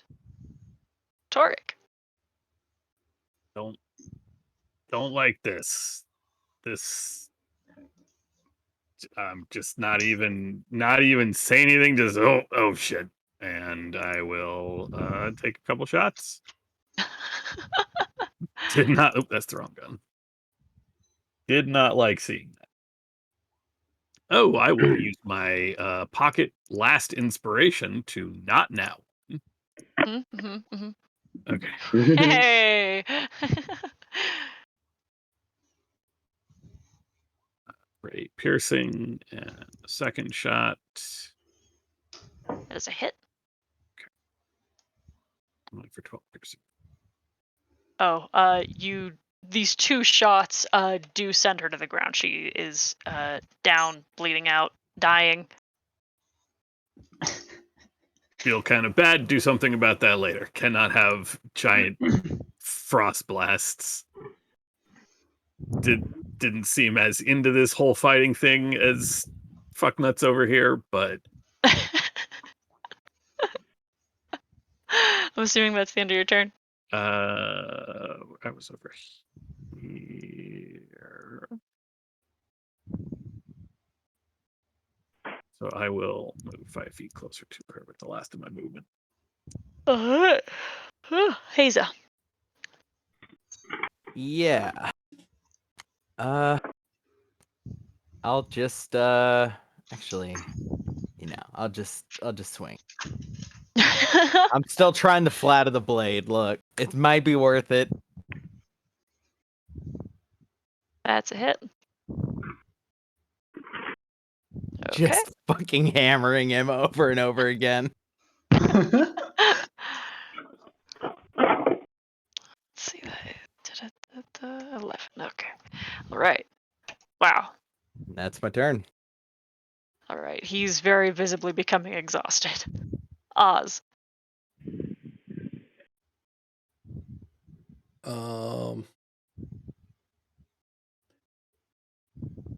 Yeah, I think I'll just roll around here and take a swing with the old longsword. That is a miss. Okay. And I will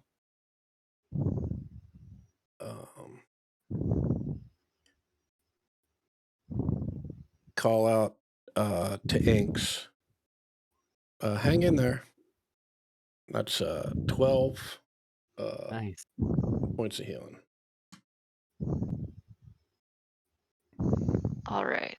And with you on his other side, with most of his attention drawn towards you, and he's stunned, the hobgoblin that is beside you, Inks, battering at this this guy, gets a critical hit in actually. Yeah, he rolled a natural 19 and then the natural 20 on the advantage roll with stun, which means you can add the that is an additional 4d6 on top of his regular longsword damage, which, let's see, does that, I don't think that kills him, but it does a pretty fucking gnarly long lasting wound at least. 7 8 14 plus 4 18. Ugh. All right.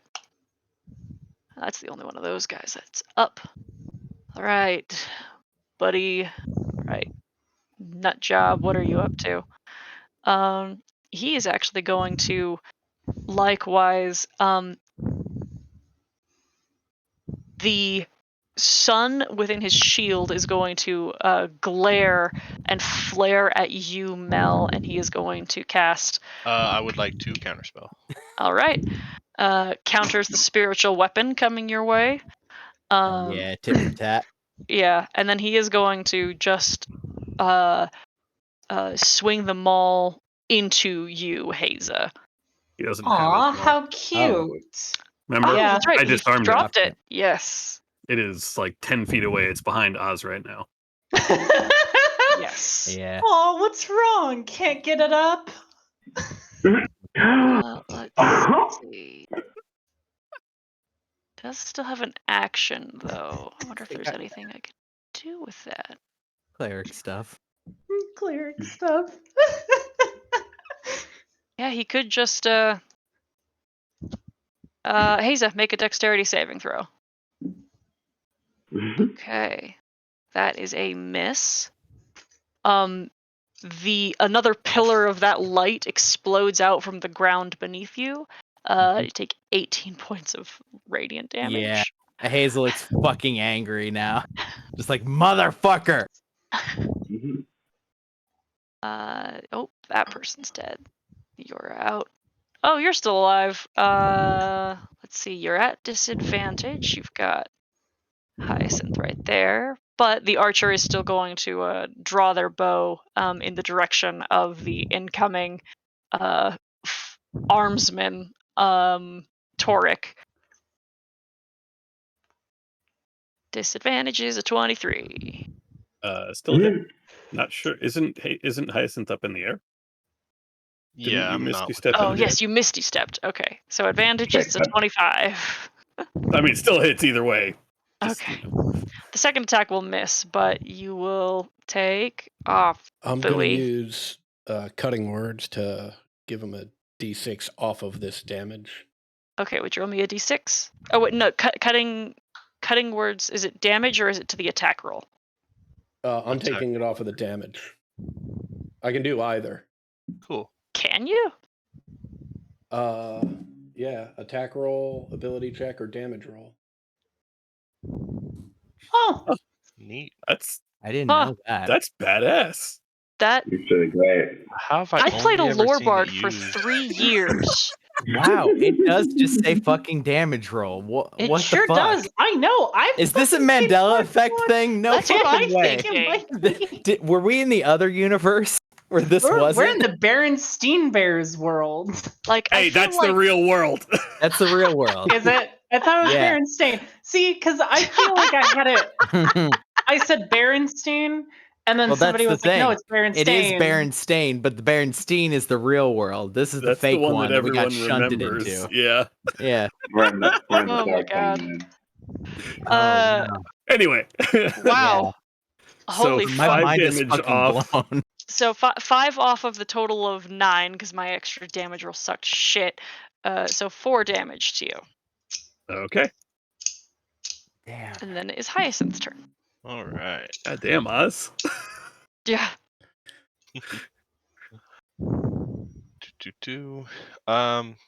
I would like to just It's just any Kinda. fucking damage roll. It's not even like. Yeah, just- Sorry, continue.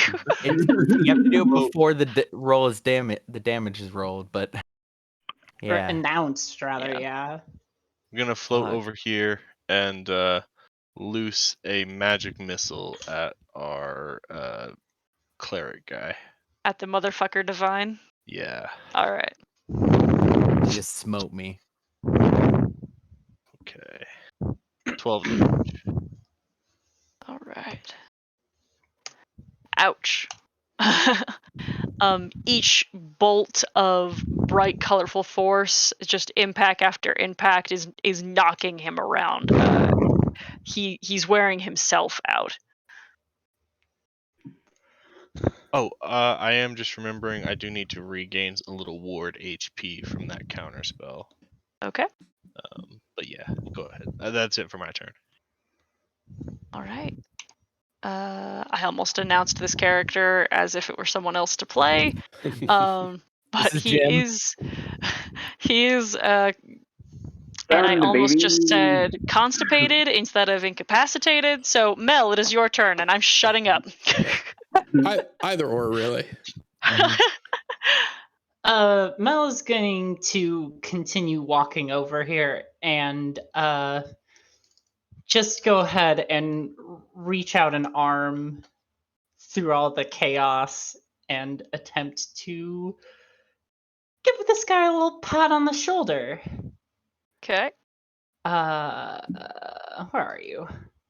Oh, and that's going to be at 3rd level. Fuck me! Okay. I'm going to use my inspiration to reroll that. Okay.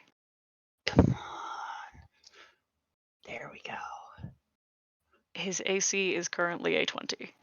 God damn it! Damn. Wait, hold on. That Yeah. That means I hit. Yeah. Yeah. Yeah. Just Yep. I'm Just letting you know how barely. close you were. Yeah. I'm just gonna say, dark forces are in your head, bud. You need to learn some humility. That hurts. Wow. That hurts. And from the other side, spiritual weapons gonna kick in. Okay. See, the confusing part is the bonus action to activate it. You know, it's always like I cast a level spell and then I activate it, which isn't like casting anything. Fuck. That one will miss. That one will miss. Okay, Inks. Tight. I'm gonna hit this guy in front of me.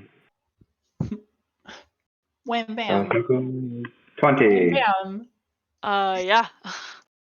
Cool. I am going to use Hand of Harm on that as well. Oh shit. Okay.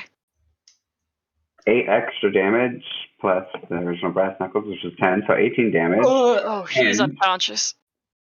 Oh yeah. Damn it, that sucks. Well, he's also poisoned. Whatever. Hey, Concussed Hanks, and poison. Yeah. did you get the 12 points of healing that I sent your way? I On did the last not. turn? Thank you. Yeah. No, I think I stepped away at that point. But I am back to 26. Thank you very much. That was amazing. And I'm so sorry I ignored you. I know I said you were first, but here we are. 18. Miss. Oh, wow. I will Flurry of Blows this. Okay. Natural Okay. 20. All right. Do that, and I'm going to spend another key point to give that Hand of Critical Harm Oh my for an god. extra 10 damage. Jesus Oh, Christ. Jesus. So I get one more attack. He's dead. You shouldn't have done that. She's just a girl. Hold on. Let me measure this out. Where am I at?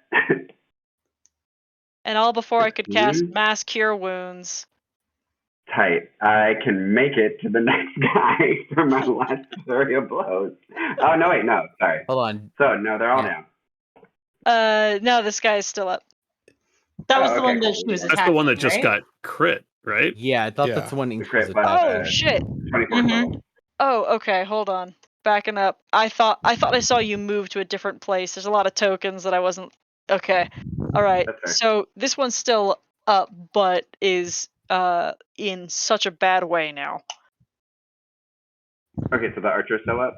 Yes. Okay, one more attack. Oh, and they are poisoned. Okay. Crusher is. Yeah, Natural Oh my 20. God! Jesus fucking Christ. And I'm gonna spend another key point to hand a critical harm back. So, Okay. Yeah. You don't There we need go. to. 15. You I don't shouldn't have care. done that. She's just a girl. Plus another 8. So am I. She doesn't know. Well, okay, that person is dead.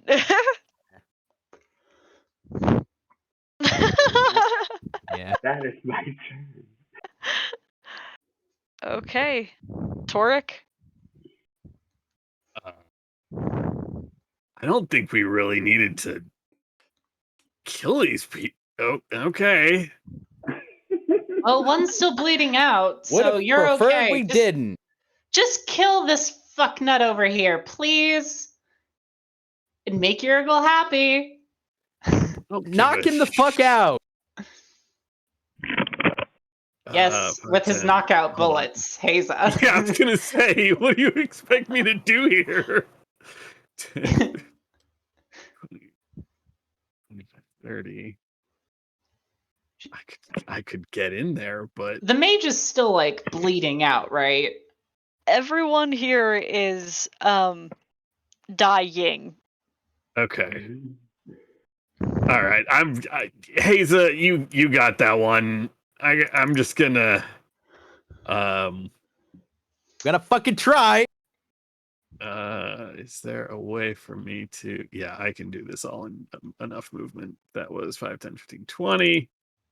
I'm not trained in medicine, so I have one way of saving this person, and it involves a spell slot, but we're still gonna do it. You're all right. Stay down. Don't make me undo this. 5. That was 20, 25, 30. They're free to take an attack of opportunity on me if they want. Nah, she won't. And then for a bonus action, I will use one of my charges of Draconic Cry to give Haza, well, actually give everybody advantage on attacks against my enemies within 10 feet of me, which is amounts to this That guy. Yeah. that was 10, Bye. 15. Actually, I could have gotten 5, 10, 15, 20, 25, 30, 35, 40. Just step back. Just stay down. This is all over. How hurt is this fucking asshole looking? He's taken a fucking beating. He has been dogpiled. Yeah. Yeah, sure. Putting fucking bonus action hex on him. Then fucking just flat. Now I'm just pommel smashing him in the back of the head. You do have I'll see advantage. if I- I'll see if I crit. From the cry. Well, okay. Yeah. Yes. Yes. He goes down. Oh my god. End Just him rightly. Boom. As the fucking healing kicks in from it. Just fucking. Okay. Are the rest of you cool? I'm not using my second attack. I just turn and look at the one on the ground in fucking anger. Tyler just said they're pretty cool. Most of them are frozen. No. To the ones that we dropped, I would like to start tying this one up and instruct other people to do the same. For anybody that isn't encased in ice and is unconscious, right? And then I will go around to those 3 and give them 1 point each of lay on hands. Okay. I'm gonna take that focus or component, whatever you're using. You can just hand that over, please. Just stay the fuck down. She's just crying and hands over the wand she has.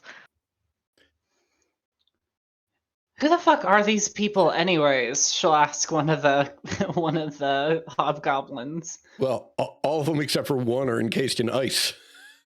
Yeah. Like completely? Yeah. The hobgoblins, yeah. Oh yeah. They're that was a conical. Yeah. Oh. How delicately can I firebolt someone? I would say that firebolt is probably not the Not route. gonna happen. That's a little bit overkill, don't you think? Yeah, look, yes. Along those lines, and which may have equal results. I'm curious, how well would I be able to place a wall of fire so as to not do damage, right? But to increase the rate at which the melting occurs. You know, actually, if you place a wall of fire, I don't know if you can see my little measuring thing, but we can get that fuck nuts out of there, and yeah, that would do it, right? Yeah, That'd but I be think close enough. Well, I mean, I think that's more than close enough. I think the problem is that's within the 5 feet of area them. where they take damage. That's the damage line, but Yeah. we can presumably Move it 10 feet. I would say using Wall of Fire, you could. Can you shape the wall? Yeah. I would say you would be able to if you were to put them at 10-foot distance of the blazing heat, they would be able to be thawed. How long does this last? 1 minute? Yeah. I don't think it'll thaw them within the minute. Okay. But yeah. Well, it'll get us Hyacinth. the fire going at least. Hyacinth for so Cone of Cold, like what it does mechanically is when you drop to 0, you freeze, but it's not like it kills you and freezes you. It's you have no more stamina, you can't fight anymore, you are encased in ice. Yeah, the wording is killed by this spell becomes Yeah. a frozen statue. Yeah. So. I don't think that it like because you could heal someone inside of it, like they just would be encased in ice and can't do anything. Yeah. That's how at least I've ruled it in the past. So All hell pack them free. All the I mean, they fires. all still are at 0 HP. So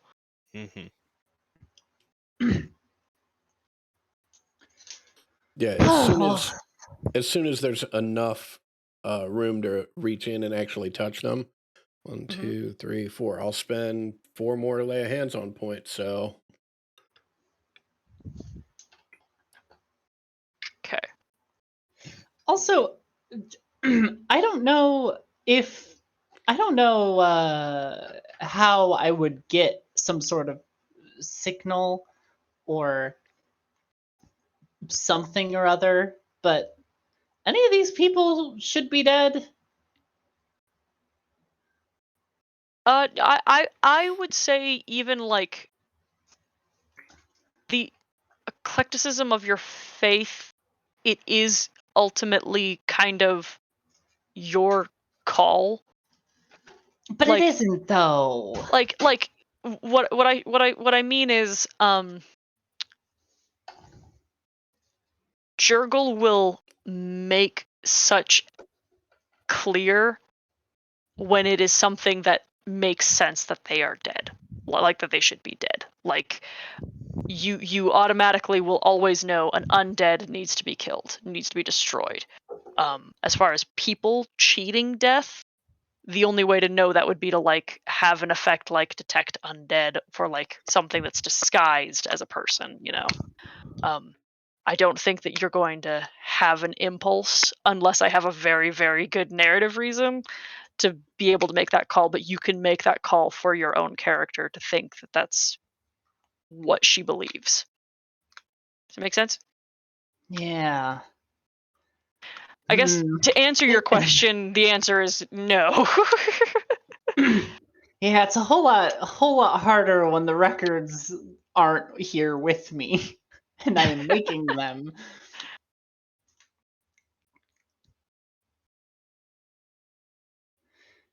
Also, are any of these quote unquote rabble rousers conscious?